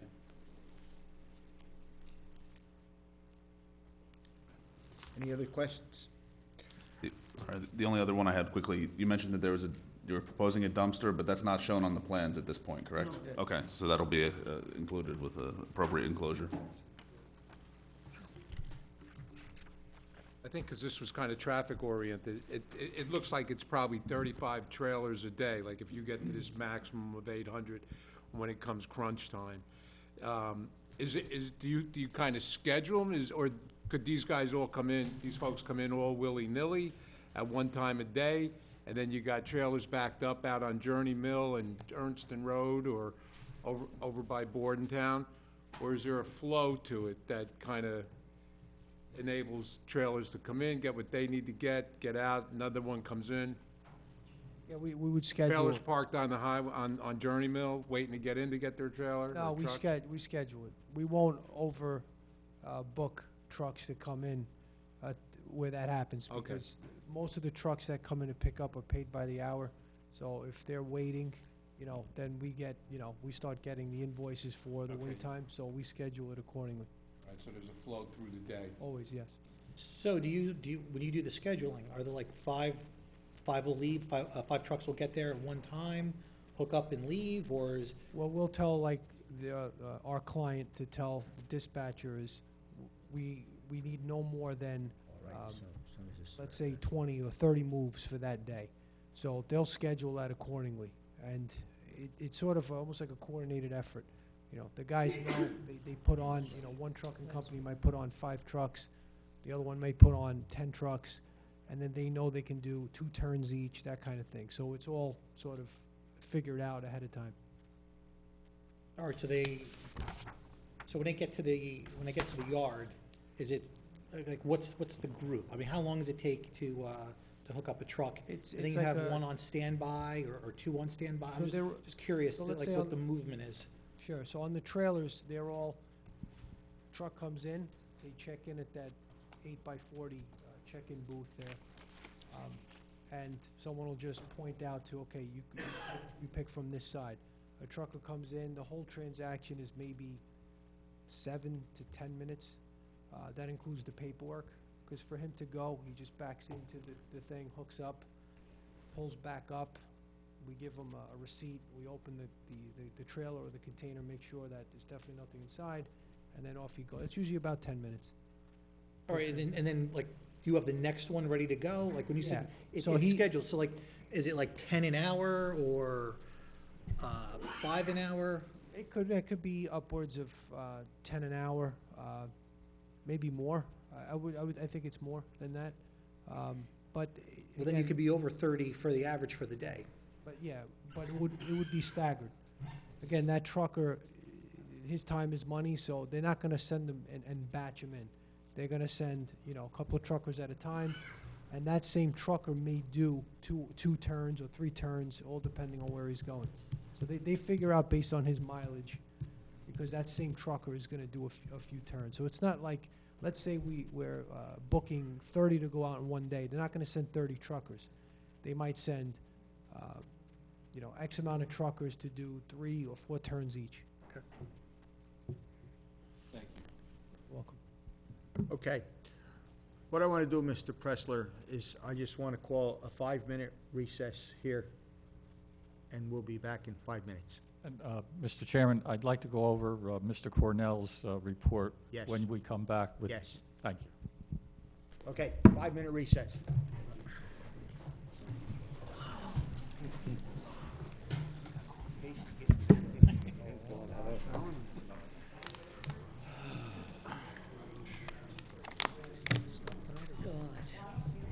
I don't know. I was just about to.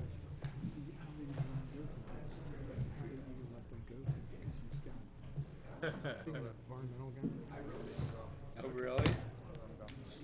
Mr. Chairman, can you tell me what time will this meeting end tonight? I'm going to hear it all. Or you want to hear the whole thing so the public will get an opportunity to speak? Thank you.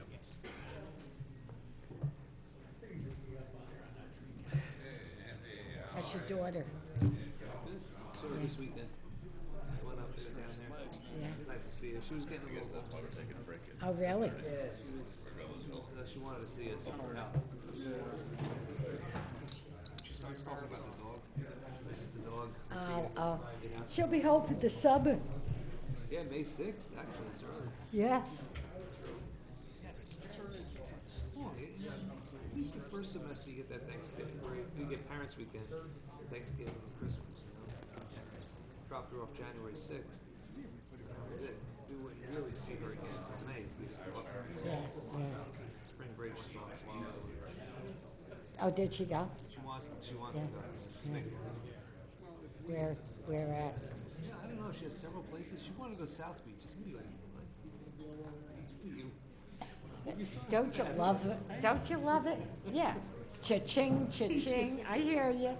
I hear you. Yeah. she does well, I'll pay for that. Yeah, yeah. She likes it down there, huh? Yeah, she joined a sorority. Oh, good for her. Good for her. Was she a part of the sorority? Actually, yes, she did. Yeah. In between soccer and basketball. Oh, Kansas, Alabama, Kentucky. She was all over. Hey, you gotta love Yeah. it. That's awesome. Yeah, she was all over. She been, you miss it though, right? Florida. She was in the soccer tournament. We had a blizzard. So they closed the airport, so the hotel took them back.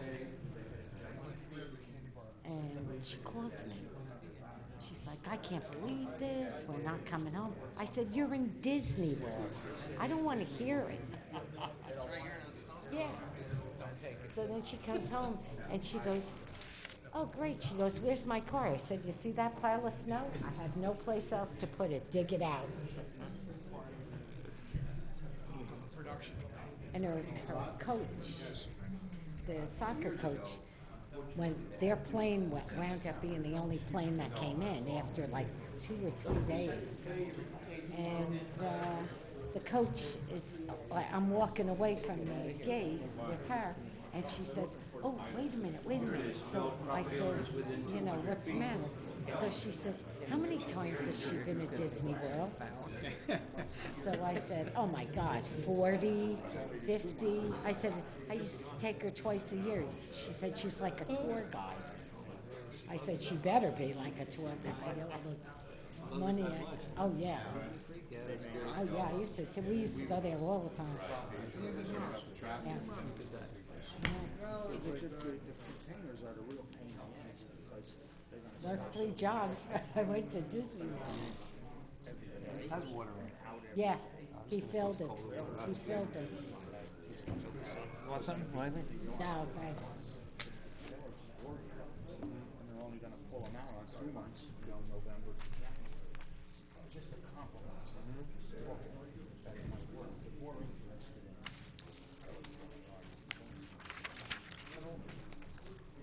Okay. It's just an idea, we're gonna bring it up.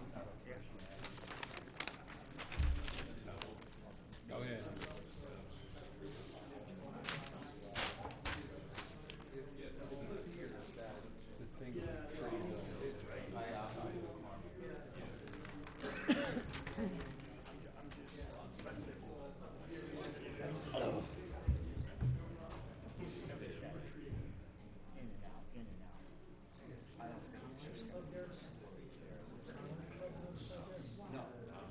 Yeah, with Marilyn Manson, man, they were parked all over Journey Mill Road. All right. You don't get the serve notice to the association. They were backed up a little bit there, and the cops saw me and the security back in. He come around, he said, where are you going? I said, I got to get down to Old Bridge Hospital. Just follow me, so he took me through. Andy?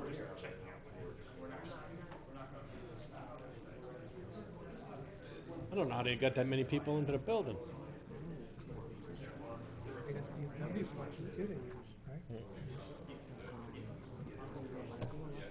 They were parked up in some of the roads that go up the hill there a little bit. They were parked in there, and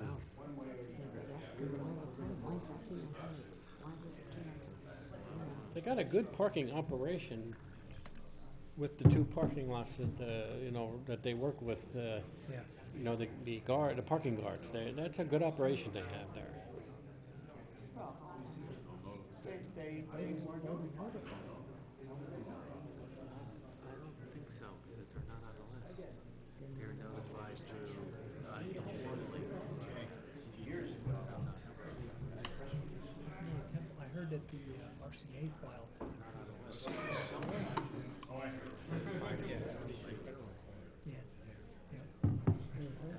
Underground.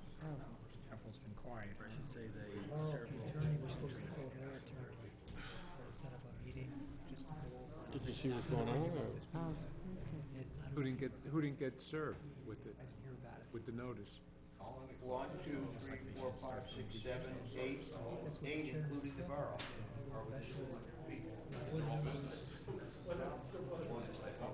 Also, no colony club.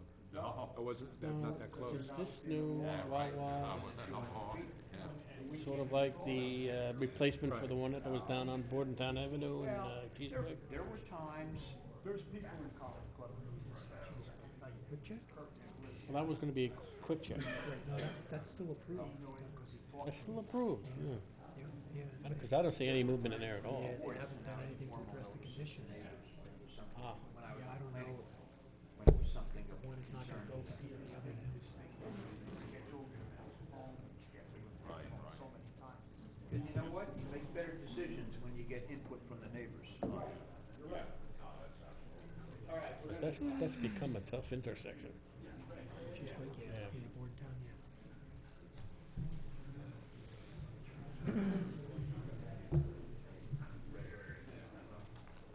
Catch the cars that were waiting at the light by Ernst Road, and they all come through at the same time, and they're hitting the light. I leave my office at the end of the day, so if I'm leaving at 5:30. I want to call this meeting back to order. Go to the light, I can right, get adjourned. I don't blame It's them. tough to make Yeah, a left yeah. in that traffic.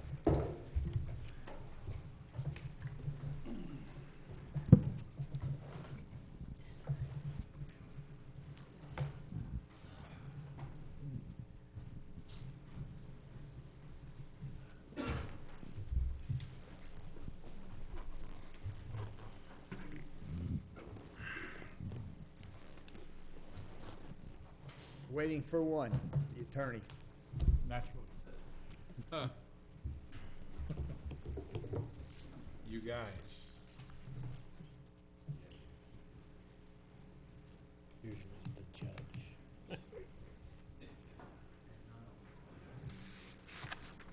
So you're doing your February 22nd? Huh? You have nothing in my vacation?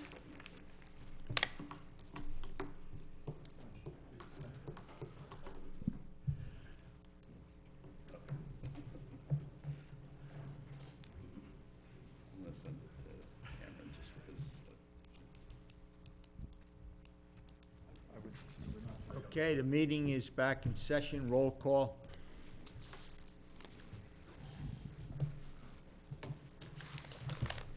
Mr. Green? Here. Mr. Kaczynski? Here. Ms. Cataldo? Here. Mr. Corrigan? Here? Mr. Emma? Here. Mr. Esposito? Here. Mr. Foley? Here. Mr. Kem? Here. Mr. Cornell? Here. Mr. Barry? Here. Okay, Mr. Pressler, proceed. Thank you, Mr. Chairman. We are going to go through Mr. Cornell's communication of February 22nd, his comments to the board. So we have a report for dated February 22nd, 2018. On first page is a general description on application.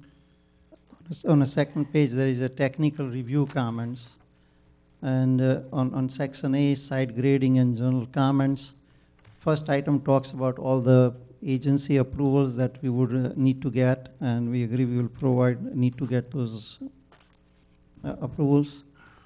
Item 2 talks about the waiver of installing the sidewalk along the Journey Mill Road and in between the parking structure and principal structure. In this case, as we said, it's existing, just going to be a 7 parking stall paved, and we'll have a office trailer, and there is not much of a general public movement in this area, so we did not provide any sidewalk in that area. And along Journey Mill Road, there is no sidewalk exist on either side, so we requested that waiver. Item 3 talks about the loading zone, as we discussed, and also was clear through the applicant's testimony that they don't need this loading zone, so we didn't provide, and therefore we requested the waiver. Item 4 is a minor error on the plan. We need to correct a general note, but we did provide a 30 feet wide driveway as it is required by the borough standards. So we are not requesting any waiver for that item. Item 5 talks about acquiring a site triangle easement, and as discussed during my testimony, we have 1 out of 3, another 2 we are working on. Item 6 talks about providing some dimensions, and we will provide that. Item 7, we will correct that notation on the plan about the landscaped area. Item 8 requires some spot elevations on a grading, which we will provide. Item 9 is a note on the plan. Item 10, there is certain areas on the site that has a steep slope near the existing building structures. And in that area, if it's too steep, they would not be storing anything. So that area will remain open.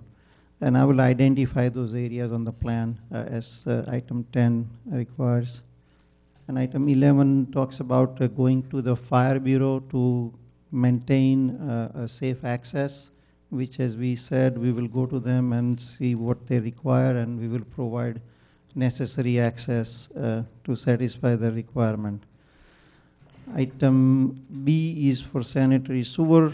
As we said, we're not providing any sewer service to the office trailer, and we'll have a portable facility, toilet facility. And Jay is just making sure that it complies with the health requirement, and we believe it does, and we will get health approval for that. Item section C is for water distribution. Again, we're not providing any water service to the office trailer, and we'll go to health officer to make sure that's okay with the health code. And item 2 talks about getting approval from fire bureau for the project. Item D, there is item 1 through 5, which is, or 6, which is related to stormwater management, which is some calculations that we need to provide to Jay to satisfy those items. Item E, parking and roadway improvements. First item was a discussion about the operation which our client did in opening of this hearing. And the last item is we requested a waiver of providing a curbing in a parking area. As I said, we're going to have a curb driveway up to 100 feet into the site, and then we don't have any curbing. So that's basically the report from Jay.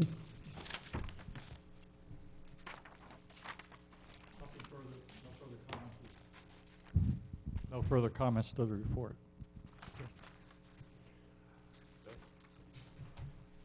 Mr. Chairman, no, if the board acts favorably, I would request my report be made a condition, and that would something the applicant address after the fact. Okay. Do you have any other witnesses? Mr. Chairman, I have just a quick question. Our planner spoke about a dumpster, or that wasn't on the plan, or something for garbage, trash or something? I believe Mr. Hilary testified that they'll be providing a dumpster. It's just not on the plans at the moment. I just wanted to confirm with him that I wasn't missing it on the plan. That's going to be one of the...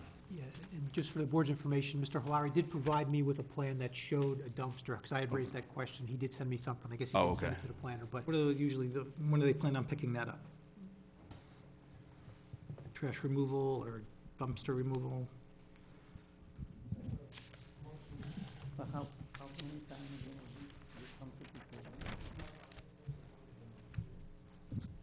It's a once a month pickup, they say, and it will be during the hours of operation, which is 7 to 4. Okay. Okay. Mr. Chairman, I have our traffic expert here who had submitted a report earlier.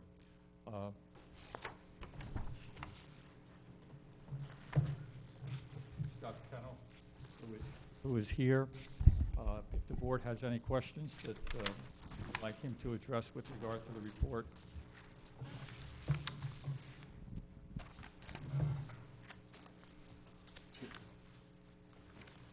Anyone have any questions? So just to clarify, the applicant has a traffic expert here. He's just wondering if the board has any questions specific to the area of expertise of a traffic expert versus their other witnesses. Well, I have a question. So, we talked about the site, we didn't, let's get him sworn. We'll have to swear in. Good evening, sir. You swear firm to tell the truth, the whole truth, and nothing but the truth? I do. Please give us your name, spell your last name for the record. Yes, Scott Kennel, Kennel, with McDonough and Ray Associates, located at 1431 Lakewood Road, Manasquan. And if you give us the benefit of your Yes. experience. I have 35 years of traffic and transportation planning experience. I'm a principal with McDonough and Ray Associates. I've testified before this board as well as the planning board, and also over 100 municipalities. And I've been qualified by the New Jersey Superior Court on 3 land use matters as a traffic expert. Make a motion, we accept his credentials. Second the motion. Thank you. So my question is about the site triangles and the level of service on Journey Mill Road and along with the speed. Have you studied that, and are you in agreement that site triangles will work? Yes, I mean, as far as the site triangles, that's one of the first items that I noticed when I did my investigation. And we've been working closely with Boscar on the design. And we've also had a meeting with Middlesex County back in October, and they're in agreement that the 555-foot site distance identified is appropriate for this location, given the 45-mile-an-hour speed limit along Journey Mill Road. So again, the design of the access, the required site distance is all dictated or has to be approved by Middlesex County, and they've indicated that that's what would be required based on our meeting last fall. As far as traffic generation, our traffic statement that was submitted to the board, it's dated April 13, 2017, represents peak hour traffic projections based on a typical operation. If, from the testimony that was provided earlier, the month of, say, November is probably the peak period when they're exporting the trailers. And based on my experience along this roadway and having done a prior traffic study up at Colonial, the subdivision up there, I would expect the level of service to be a level service B during the peak, say November 3 to 4 week time period for traffic exiting this site. And that's well within the accepted range. Typically, as a threshold, you try to design for level service D, and that's generally an average delay of 35 seconds per vehicle. With this development, the average delay would be around 15 seconds per vehicle, so well within the accepted thresholds.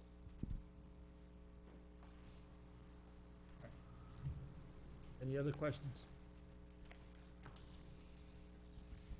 Thank you. Thank you very much. I have 2 other witnesses. I'd like to call Mr. James Coyne. He is a professional engineer. He is the engineer that has dealt with the DEP for Mr. Gillette when he was alive and completed the remediation agreement with the DEP. And I'd like to have him, Jim, in case the board has any questions with regard to where we stand with the cleanup and the remediation with the subject property. Good evening, Mr. Coyne. Need to swear you in, sir? Swear firm to tell the truth, the whole truth, and nothing but the truth? I do. Just put the microphone a little closer. I do. And if you could spell your last name for the record? Sure. C-O-Y-N-E. Thank you. And if you give us the benefit of your experience? Sure. I'm an environmental consultant. I've been doing this for 26 years. I have a degree from Stockton State College, and I'm currently an LSRP for New Jersey, licensed site remediation professional. Move that he be accepted. Second. Proceed. All right, Jim, you were hired by Mr. Gillette some time ago to look at this property and prepare a report, correct? Correct. I was contracted by Mr. Gillette to take a look at the property, basically determine its environmental status, and do the initial due diligence for him to determine what needed to be done to remedy the property and to take it through to eventually remedial action outcome. In other words, clean it up. Sorry. Yeah, that microphone you have to put real close. Okay. Thank you, sir. Sure. And as a result of your inspection of the property and your findings, did you make contact with the DEP? Yes, actually the property was out of compliance when Mr. Gillette bought it, and we remedied that through certain document submittals, and the site is now in complete compliance with NJDEP. And is there anything further that has to be done to the property? Yes, the final remediation is going to be capping the property. There was many excavations done over the years to remove PCBs and other materials from the site. The DEP and EPA have a threshold level of 50 ppm for the PCBs in the ground. Anything above that needed to be taken out, and the agreed upon remedy was then to cap the property and leave those in place. And how soon will that take place? As soon as development is granted. I have nothing further. The important thing here is that we are now in complete compliance with regards to the DEP concerning this property. How long will it take to have it in compliance? That depends on when we can start moving in fill material to cap the property. And then once that is in, I submit a deed notice that gets filed with the county. The deed notice then gets submitted along with a remedial action report to the DEP, which will include a remedial action permit for soils. And when that is approved, then I can proceed with writing the remedial action outcome, which is the equivalent of the NFA that used to be in place with the DEP. Can you give me a timeline, 3 months, 6 months? After completion of the cap, I can send those documents right away, and that could be 3 to 6 months. Thank you. Any other questions? It's a 12-inch cap? What I proposed was 6 to 8, and then they're going to put the RCA on top of that for stabilization, so I believe that'll be 12 altogether. How much dirt will be removed? No or dirt will be nothing, removed. it's just going to be capped? Cap, nothing's coming out. After the concrete's removed? Or that's going on top of the concrete? This is going on top. There are some uneven parts of it. Yes. Yeah. So that'll be all smoothed out and then capped off? Well, I envision as they redevelop, they're certainly going to grade it. Yeah. Okay. Anyone else? Thank you. Mr. Cohen, as part of the remediation and the capping, is there a portion of the site that would need to be cleared cleared of vegetation, trees cut down regardless of what else would happen? Absolutely, yes, the entire restricted area. Has anything been submitted to the board showing the restricted area, to your knowledge? To my knowledge, no. Okay. I don't know if we... Mr. Chairman, I think we had talked about that at our TRC meetings and requested copies of any environmental plans, but we've never received those. Not with this witness, with the site engineer, we had asked for that information. Will you agree to provide those conditional Absolutely. approval? Thank you. Absolutely. And Mr. Coyne, on that subject, you've seen the plans, the gray area where they're going to develop, is that the entire area that needs to be capped, or will there be additional areas that will need to be capped to comply with the DEP requirements? Mr. Hillary, what exhibit number is that? A3. A3, okay, so we're looking at A3. The gray area is what they propose to develop and cap.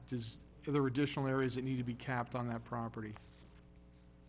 To the best of my knowledge, it's the first third of the property is where the former tenant occupied, up to, I'm assuming, around this area, because we were making sure we stayed out of the wetlands buffer, and I believe it came right to about this corner here.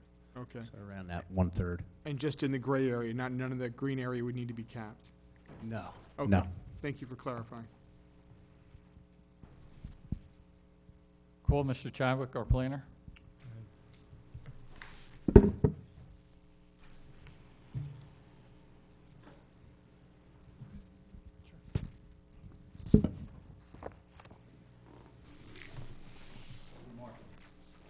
can't remember what number we're up to, but let me double check. Yeah, that will be A4 tonight's date, if you would.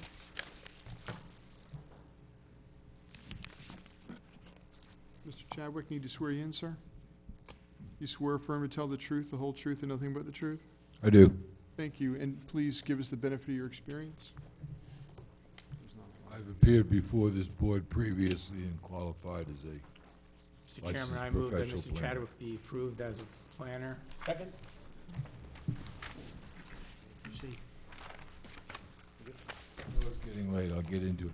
You've been at this application now for about an hour and a half. I think everybody's got a grasp of what it is. It's effectively, we're gonna put trailers on this site, and we're gonna put some containers in the back half, maybe. More likely, the majority of the site will be used for storage of trailers, and they'll sit there for a good part of the year. You heard the traffic study reflects what the activity described. You don't permit outside storage of materials or equipment, anyplace. So, notwithstanding the fact that it does exist, did those aerials get? Yes, Okay. they were submitted. I think it's A4. Is that a 4? A4, yes, Four. with tonight's date. You can see the site and how it sits. It was described briefly before.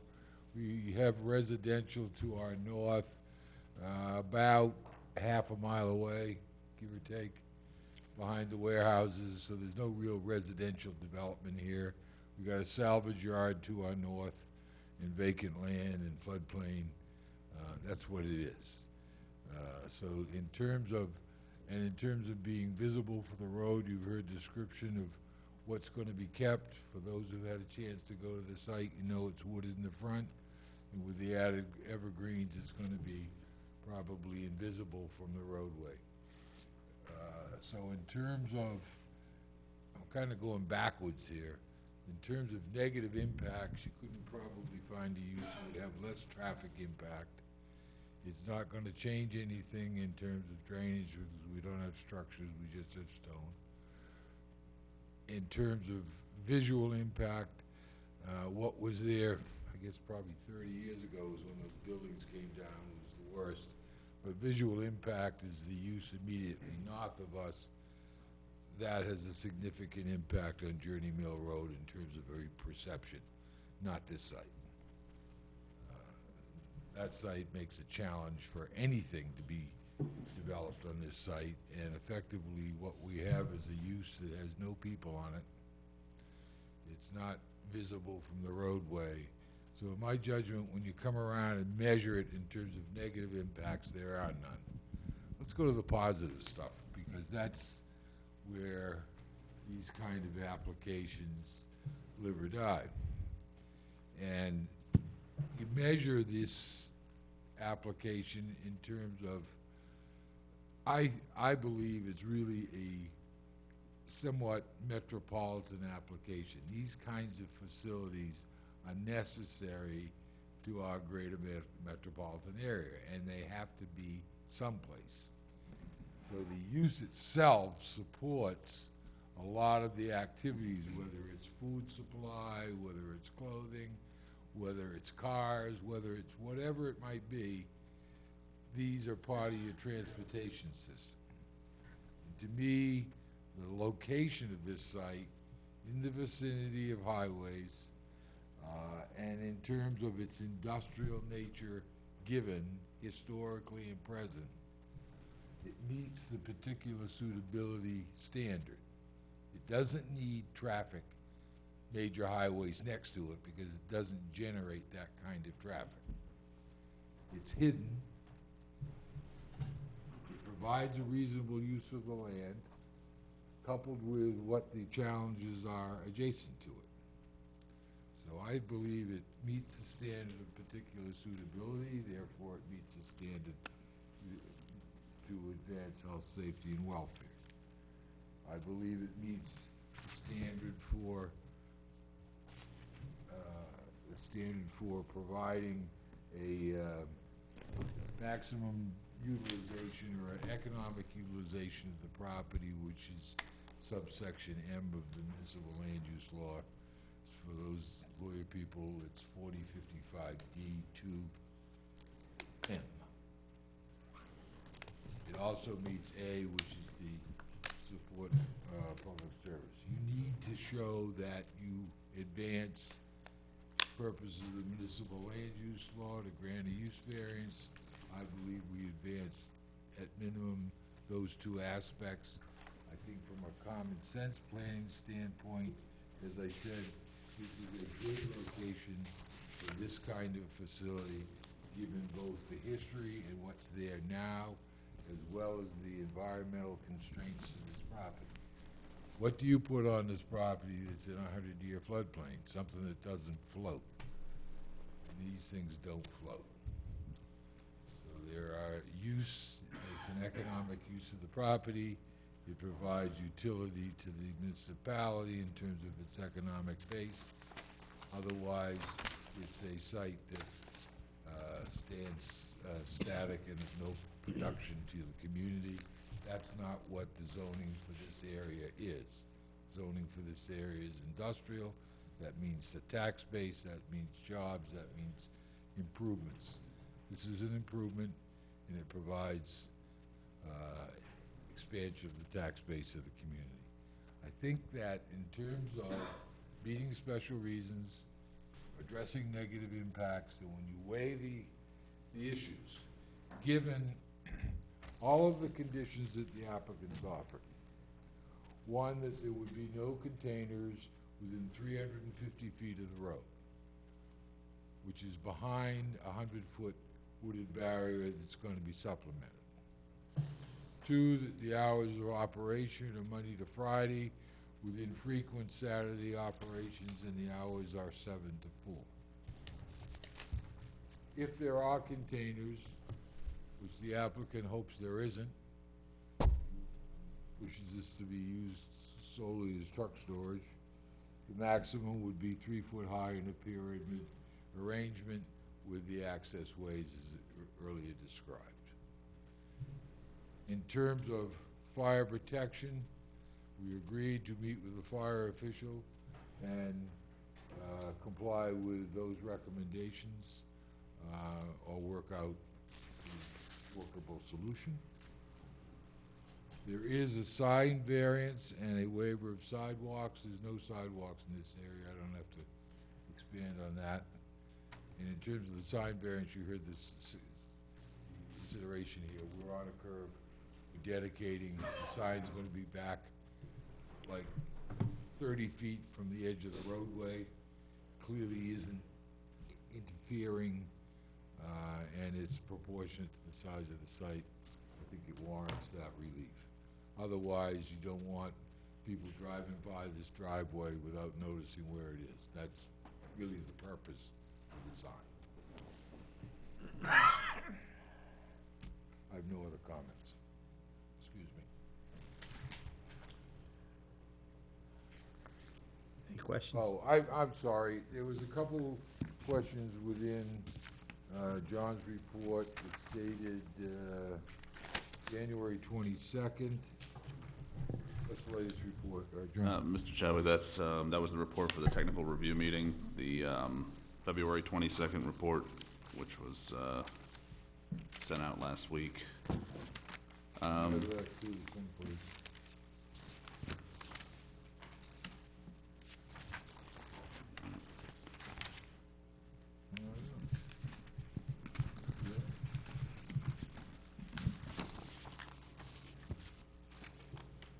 have it in front of me. And the first page is simply calculation of fees and et cetera. The project overview is a statement. We've gone through what the height of the trailers would be. You basically got 3 high. They're 8 foot by 8 foot on a square, so we've got 24 feet high. And the trailer trucks are obviously less than that. The numbers are quoted in your report. We clarified those numbers. We're at approximately 800 trailers on the site, and that'll be determined based on fire, marshal considerations in terms of access within and around the parking areas. Site description, I don't need to go into that. Describes the property. I'm up to page 4. variance is required. We've dealt with all of these. There are no bulk variances whatsoever. It's completely use variance. And the positive and negative criteria I hopefully just addressed to your satisfaction. And in terms of the tree count, we've agreed to submit either a full count and make the calculation based on that, or do another sample and address the comments of the various board members. So the tree replacement criteria will be met. The evergreen trees are commented. The remaining planting has already been commented. The 100-year flood is item 4 on page 5.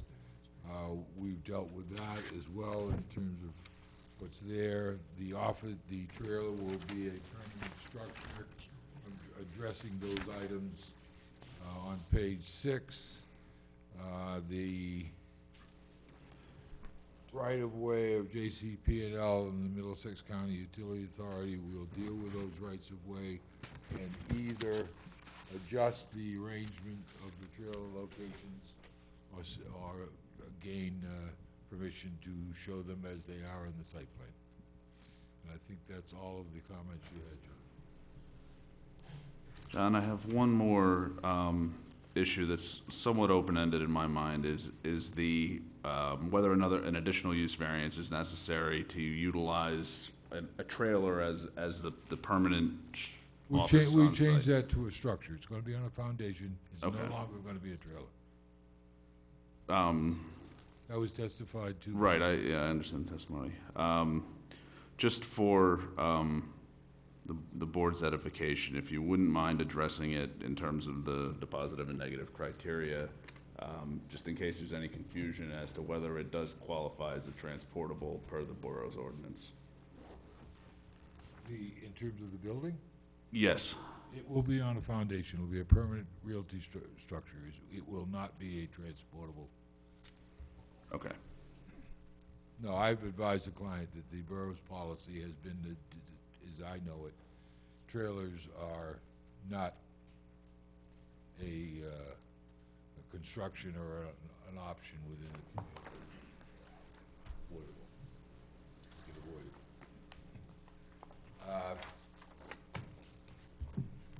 Anything else?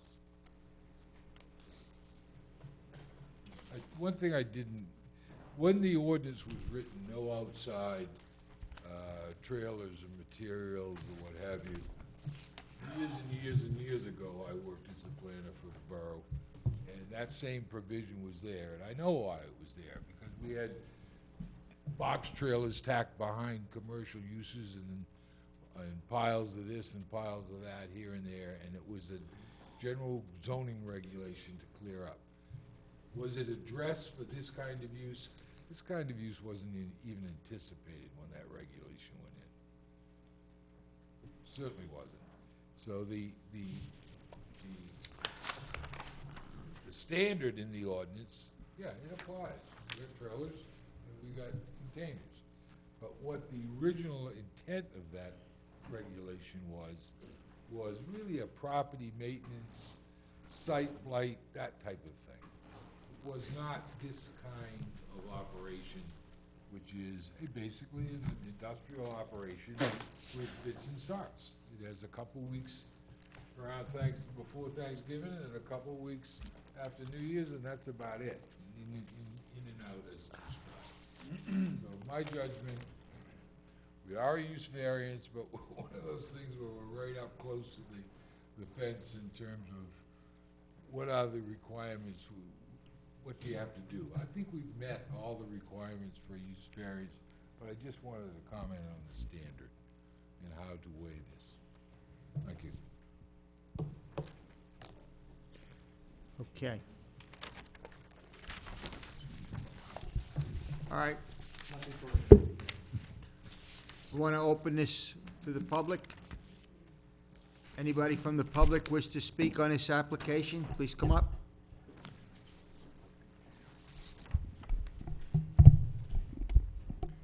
Good evening, sir. Need to swear you in? I'm just going to ask questions, Counselor. Okay. unlike the attorney who testified. Jim Robinson, 11 Burrell Square.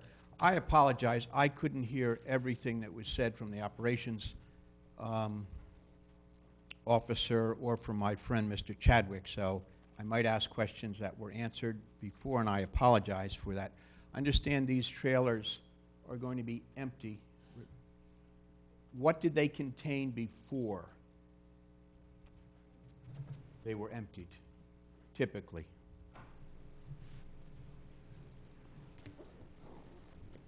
So as far as the cargo that were in these trailers and containers, that's not our end of it, but on the trailers, it's typically what UPS would deliver, which is mostly boxed items, mail, but we never see what's inside the containers. Okay.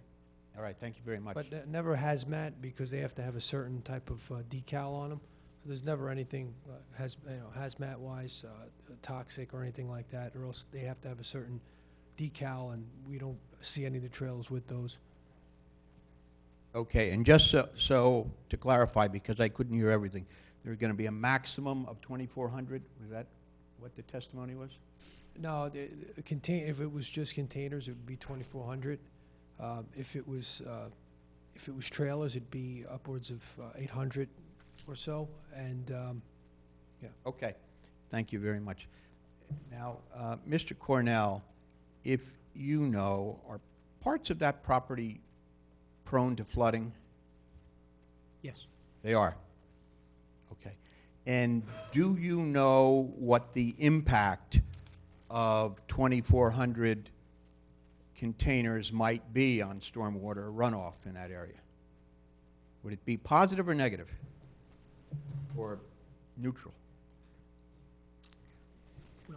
There are a number of outside agency permits that he's required to get from the DEP, who would have jurisdiction over what could be placed in the flood area. So I think they would make that determination whether it would be detrimental or not. Okay, but do you know if they have made that determination? Or do you know just generally as an engineer, if you're putting 2,400 containers on property that is prone to flooding, does it help that situation or worsen that situation, if you know? Mr. Cornell's position is not to give testimony or to give opinions on matters. It's factual. He's not here to support the application and analyze that. As he indicated, there's a number of outside agencies that have direct jurisdiction over those matters who will address that. Well, how about this? And I know that you worked on the reforestation ordinance back in the 80s, and I was happy to hear that Mr. Emma read that ordinance and is familiar with it. Would the removal of 839 trees be a positive or a negative with respect to runoff and flooding and things like that? Well, if I might, in our report, we had raised some issues regarding their stormwater design. So they need to go through and address some outstanding items concerning stormwater design for the site. Okay, thank you. And have you calculated the cost of the reforestation?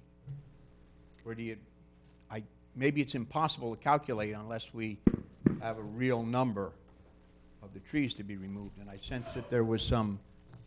Well, Mr. Chairman, their total was 339 replacement trees required based upon their calculations, which may change if they go out and find some larger diameter trees. But it'll be 339 times $250 a tree. So that's what the cost would be. Okay, now I wrote down here 839. Now, did I mishear, or am I just not reading my scribbling accurately? Did Mr. Emma, did you come up with that number of 839, or where? That was 1,950 trees, and they're going to be removing 43% of those. So I think that's came up to 839. Right, but that, if I might, that's the number to be removed. The ordinance requires a percentage of that to be either planted or into the tree bank. Yes. So that's where the 339 comes from. Familiar with that ordinance, Yes. as you know. Okay. I have a question for the planner. Do you know where the nearest residential zone line is, or how far away it is? I didn't do that analysis as part of the review. I don't have an exact number for you. Okay. And I thought I heard my friend Mr. Chadwick talk about, I know that the term transportables was used, and that's used in our ordinance. That was an ordinance that we implemented in the 80s, and we came up with that term, Mr. Sheehan, the then planner, came up with that term because the motor vehicle statutes already have a definition of trailers, so that's why we call it transportables. But one of the reasons that we did that is that there were offices that were constructed, in fact, some on Journey Mill Road, that were not paying taxes. And so we imposed a fee to try and come up with something that approximated what the taxes would be. Now, that was 20, 25, 30 years ago. That fee probably hasn't changed. The taxes have probably gone up. I'm not so sure that this is consistent with that principle, encouraging these things. Now, I did hear that there was a use variance requested, or maybe even two. Is that correct? Yes, the use that's proposed here is not permitted. That's why we're... Okay, and what is this zone? This is the SED, Special Economic Development Zone. This is a Special Economic Development Zone. And how broad is that zone? How does it go from one end of Journey Mill Road to the other, or is it? I'm going to get the zoning map out. Okay.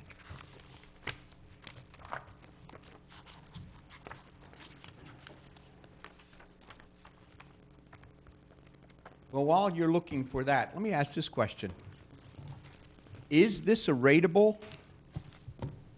Will property taxes be paid as a result of this? Does anybody know the answer to that question? That's not a planning consideration for the board as to whether it's going to generate tax There were a few rateables or things not. that were discussed. The cost of trailers is not a consideration to the board, but that was allowed. Do we know if there are going to be property taxes paid? Does anybody know? Well, by law, they have to pay property taxes, so they're going to pay property taxes. On the property? Correct. Okay. Gillette's gonna pay property taxes. Pardon me? Because they're leasing it, they're leasing the land. Right. So it's still, The so tax it's whatever assessor will, Gillette's gotta pay. the So tax they'll pay assessor the will value the property property. taxes that they pay now? That's up to the tax assessor Okay. to determine how and when and if it gets taxed. Okay, it's a consideration. And I wouldn't expect you to know. Obviously, they're not going to pay property taxes on trailers. That's personal property. Sir, it's not a proper issue for the board to determine an application based upon whether an application will or will not pay taxes or the amount of taxes they will pay. That's not a proper planning Okay. and zoning jurisdiction or consideration for this board on this or any application. That's fair enough. I'm just a layman, so No, I know, I don't mean to Right. lecture, just want to let you know, I mean, it is a common sense question, I mean, and I don't disagree with you, and I understand why you ask it. It is a consideration for this community, this particular area of town, the community, and the borough in general. Well, if It's it not- was it's not a- improper, I'm sure everybody will It's not a land, will it's not not a, consider. it's not a land use issue. Disregard it. Okay, but But sir, I didn't mean to cut you off, go ahead, you had another question. no, you that wanted to ask. we were pausing because the planner was looking to see where that zone runs. So it runs north of the property up to, crosses the train tracks and continues to run north for a bit, almost to the edge of the B1 zone. And then it runs to the south, where it abuts the P prime zone, and then has a looping piece that comes across that covers a portion of the wetlands there and the industrial uses in the back, to the top right corner It's of the pretty plan there. extensive. It's pretty extensive zone. Pretty extensive, Yeah. okay. And the whole idea of that special economic development zone was to encourage special economic development in that area which is probably right now underutilized and maybe, I don't want to say blighted, but it was zoned to foster economic development over there. Does this use, do you think this use is a catalyst to the kind of additional economic development that is anticipated in the SED zone? Or do you think it might be a hindrance to to the future development that is anticipated in that zone. I wasn't very articulate there. Do you know what I'm trying to say? I do. Does this further the purpose of the zone? My opinion on the matter would be that the zone anticipates larger scale development, but the zone has been in place for some time, as I understand it, and in this immediate area, it doesn't appear that much of that development has appeared. And as far as this particular use goes on this site, certainly has the feel of a use that if a higher use were to come along, it could easily usurp it in the future. What with essentially just capping and grading the site, I can't say that this would stand in the way of some greater economic development were it to come along. You don't think it would be a deterrent to a higher and better use necessarily? I don't believe it would necessarily. Okay. All right. Thank you very much. I appreciate that.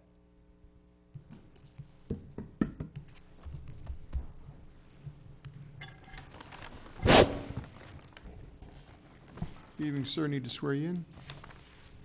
Swear firm to tell the truth, the whole truth, and nothing but the truth? I do. Please give us your name, spell your last name. My name is Kenneth Olszewski, Olchasky. Thank you, sir. Please 108 continue. North Edward Street in the borough. My first comments are regarding the applicant's Old Bridge facilities and how they relate to the borough here.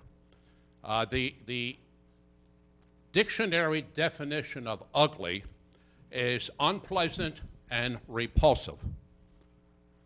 And in order to further describe it, I have to reference an old-time limerick that says, "Beauty, you are not a star. There are others much better by far. But your face, I don't mind it, for I stand behind it. It's the people in front that you jar." How does that limerick relate to this?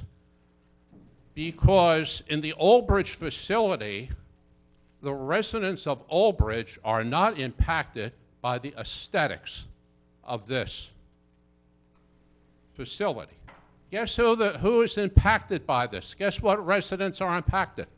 They're all Sayreville residents. They're on the westerly side of Bordentown Avenue. They're on streets like Vernon Street, Deborah Street, Sophie Street, all along Bordentown Avenue, where every day when they go out their front door and travel back and forth on a roadway, they see this ugly sight in Old Bridge. I think I take liberty in using that, but I think most people would describe it as such. People that I've talked to and been down there certainly are amazed by it. So I think the board should file that under the category we gave at the office. Sayreville residents have already gave for this issue. So then we come to the site in question. And I, like Mr. Robinson, have to say the acoustics and the people that were giving testimony were not that clear a few rows back. So some of what I ask might be duplicate, and I'm going to try to speed it up because of the late hour. How much total property is involved here in this application? Anybody? 23 acres. 23 to 24 acres. Yeah, 23 acres. 23 acres. Okay, and of that 23 acres, how much will be used for this operation, for the stacking and et cetera, et cetera? 13. About 15 acres? About 13. 13 acres will be used for the operation itself. And it's 2,400 units is what the application is requesting. That's 2,400 containers, or did I get something like 800 trailers? Or some mix of it? Is that what we're talking about here? Yes.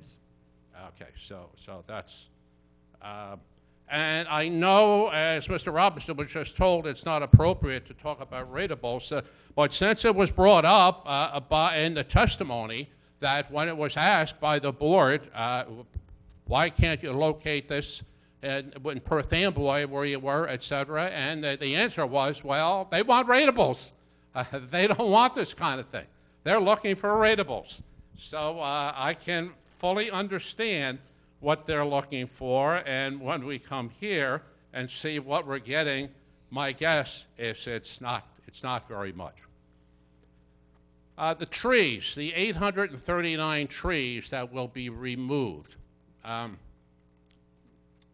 The question of what's the environmental impact there, what effect will it have? This is an area there's been a lot of flooding. I think not too far from there, some of the streets across the road were affected by the major storm that we had. There was flooding halfway down those roads. Will, do we know if the removal of those 839 trees will have an impact on any of that?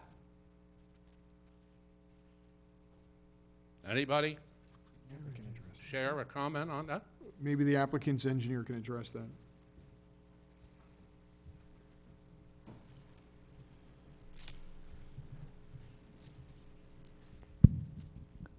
As Jay pointed out, we'll be going to DEP, and the DEP will review our application. This property has a floodway and floodplain on it, and this application will require a permit from Department of Environmental Protection. Well, I hope this board will take into consideration that how the residents of Sayreville suffered from the flooding in the past, and I know there's DEP regulations here, but I don't know if any DEP people live here, but I do know a lot of Sayreville people live here, and may very well be impacted. I want to next ask, who is the owner of record of this property right now? Is it the Gillette people? Do they own this property? Yes. Do they own it or lease it, or? Gillette Enterprises owns the property. Do we know who were the prior owners that contaminated the property? Was any of this part of the landfill, any of the borough properties? Mr. Chairman, what I can do is, I don't know what was done to the property before Gillette purchased it. I do know who bought it from. He would pass that up to Mr. Chairman. You can just read it in the record. Well, it's a copy of the deed. Well, otherwise we got to mark it in, we don't have enough copies to circulate. So just, if you wouldn't mind, grab the microphone, just read it in the record. George Presley. This is the bargain and sale deed dated October 19th, 2016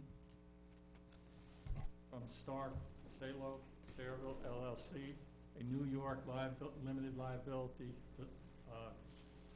company whose address is 11990 San Vincent Boulevard in Los Angeles. And the purchaser is Gillette Enterprises Incorporated, a New Jersey corporation with their address at 11 Locking Court. Okay, thank you. My question there was to see if we recognized any of the past polluters, to give us an idea of what we were talking about here. Thank you. Thank you very much for that. How far what's the distance between the westerly boundary of this property and the beginning of the South River? We know that distance? And I have a reason for asking that question, which I'll bring forth in a moment.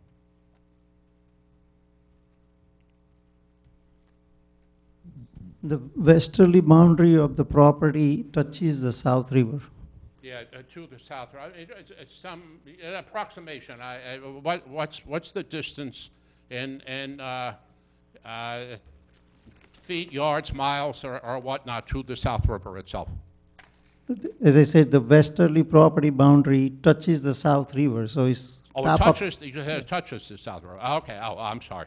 Thank you. Thank you. Our engineer would probably remember something about this question. Jay, the borough has had the rights to 10 million gallons, I believe, a day of water from the South River. Is that still in effect? The borough still has permission to draw water from South River, yes. They do, which could be a valuable resource for the borough. I don't know that it is right now, and things have changed over the years. We have the Duhernal system, but that could be a valuable resource for the borough. And you know, my question really is to the fact that storing these units here, we just said we're not sure what was in them, how much is involved in the trailers themselves, et cetera. That would have any adverse effect on our ability or the economics of being able, if and when the borough ever needed that, to withdraw their 10 million gallons a day from the South River that we have a right to. That could be a very valuable right at some future time. We thought that a while back, and we've never used it. Believe me, I was a liaison to, as a councilman to our water department, and we worked very closely on that with a few other things. And if you were to get a customer who could use that water, I know there are saltwater intrusion, et cetera, there are considerations, but that could be a valuable asset that needs to be protected. I think that basically covers my concerns, but I want to point out that environment and aesthetics, to me, are two very important factors.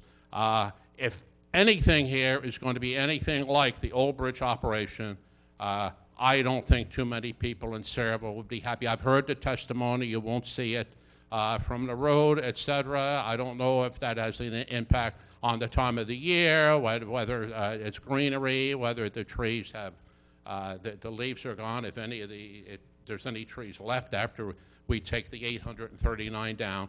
But if it's anything like the Old Bridge operation, I'm sure it would be a major disappointment to the residents in the neighborhood and to, because they're my neighbors, and to me, who is a lifelong resident of the borough. Thank you.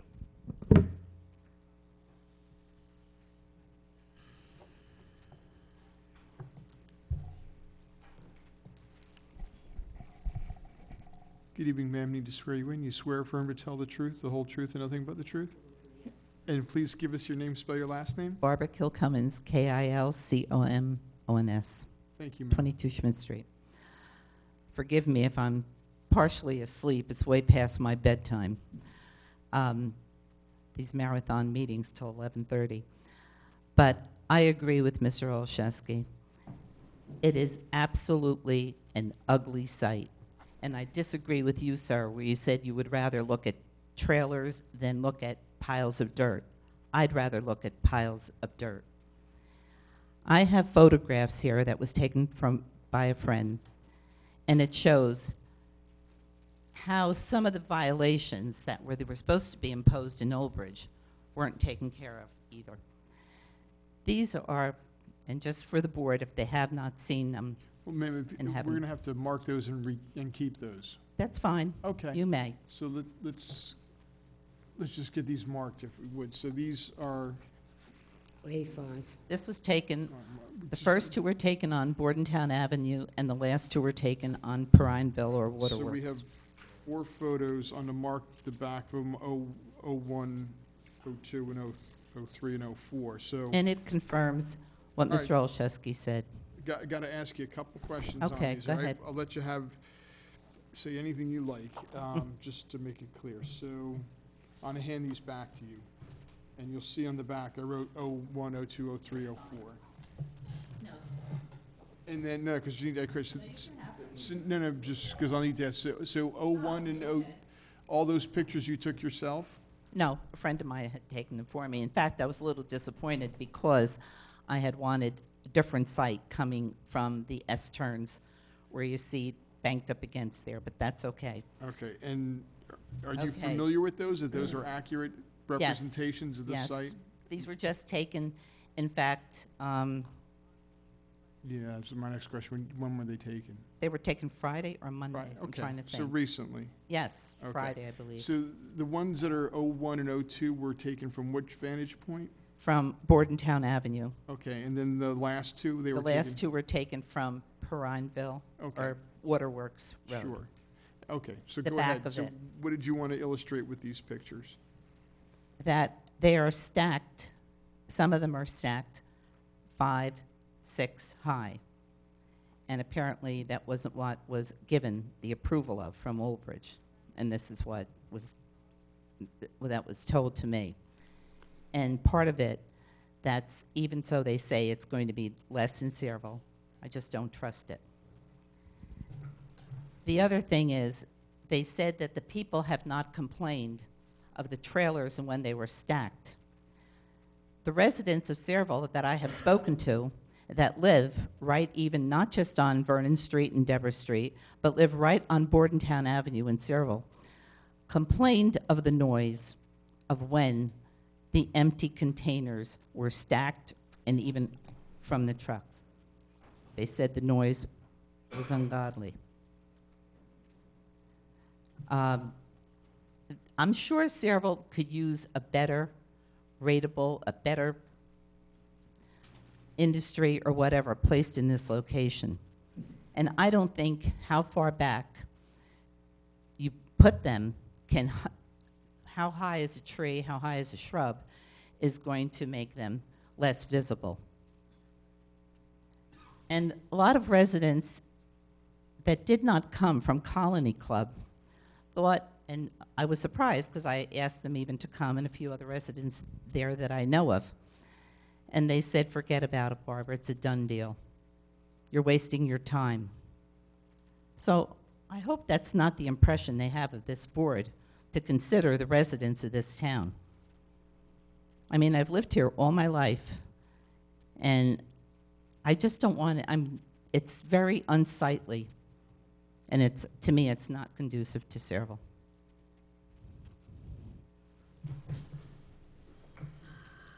And I hope you would consider this. I think another site, plus an applicant that comes that doesn't have the easement still. I mean, there's easements still out there that they need. And I'm surprised the board would even entertain that for a client not to have access to it. Thank you. Could I ask our attorney, can we have a rundown of exactly what's outstanding as far as permits, approvals? It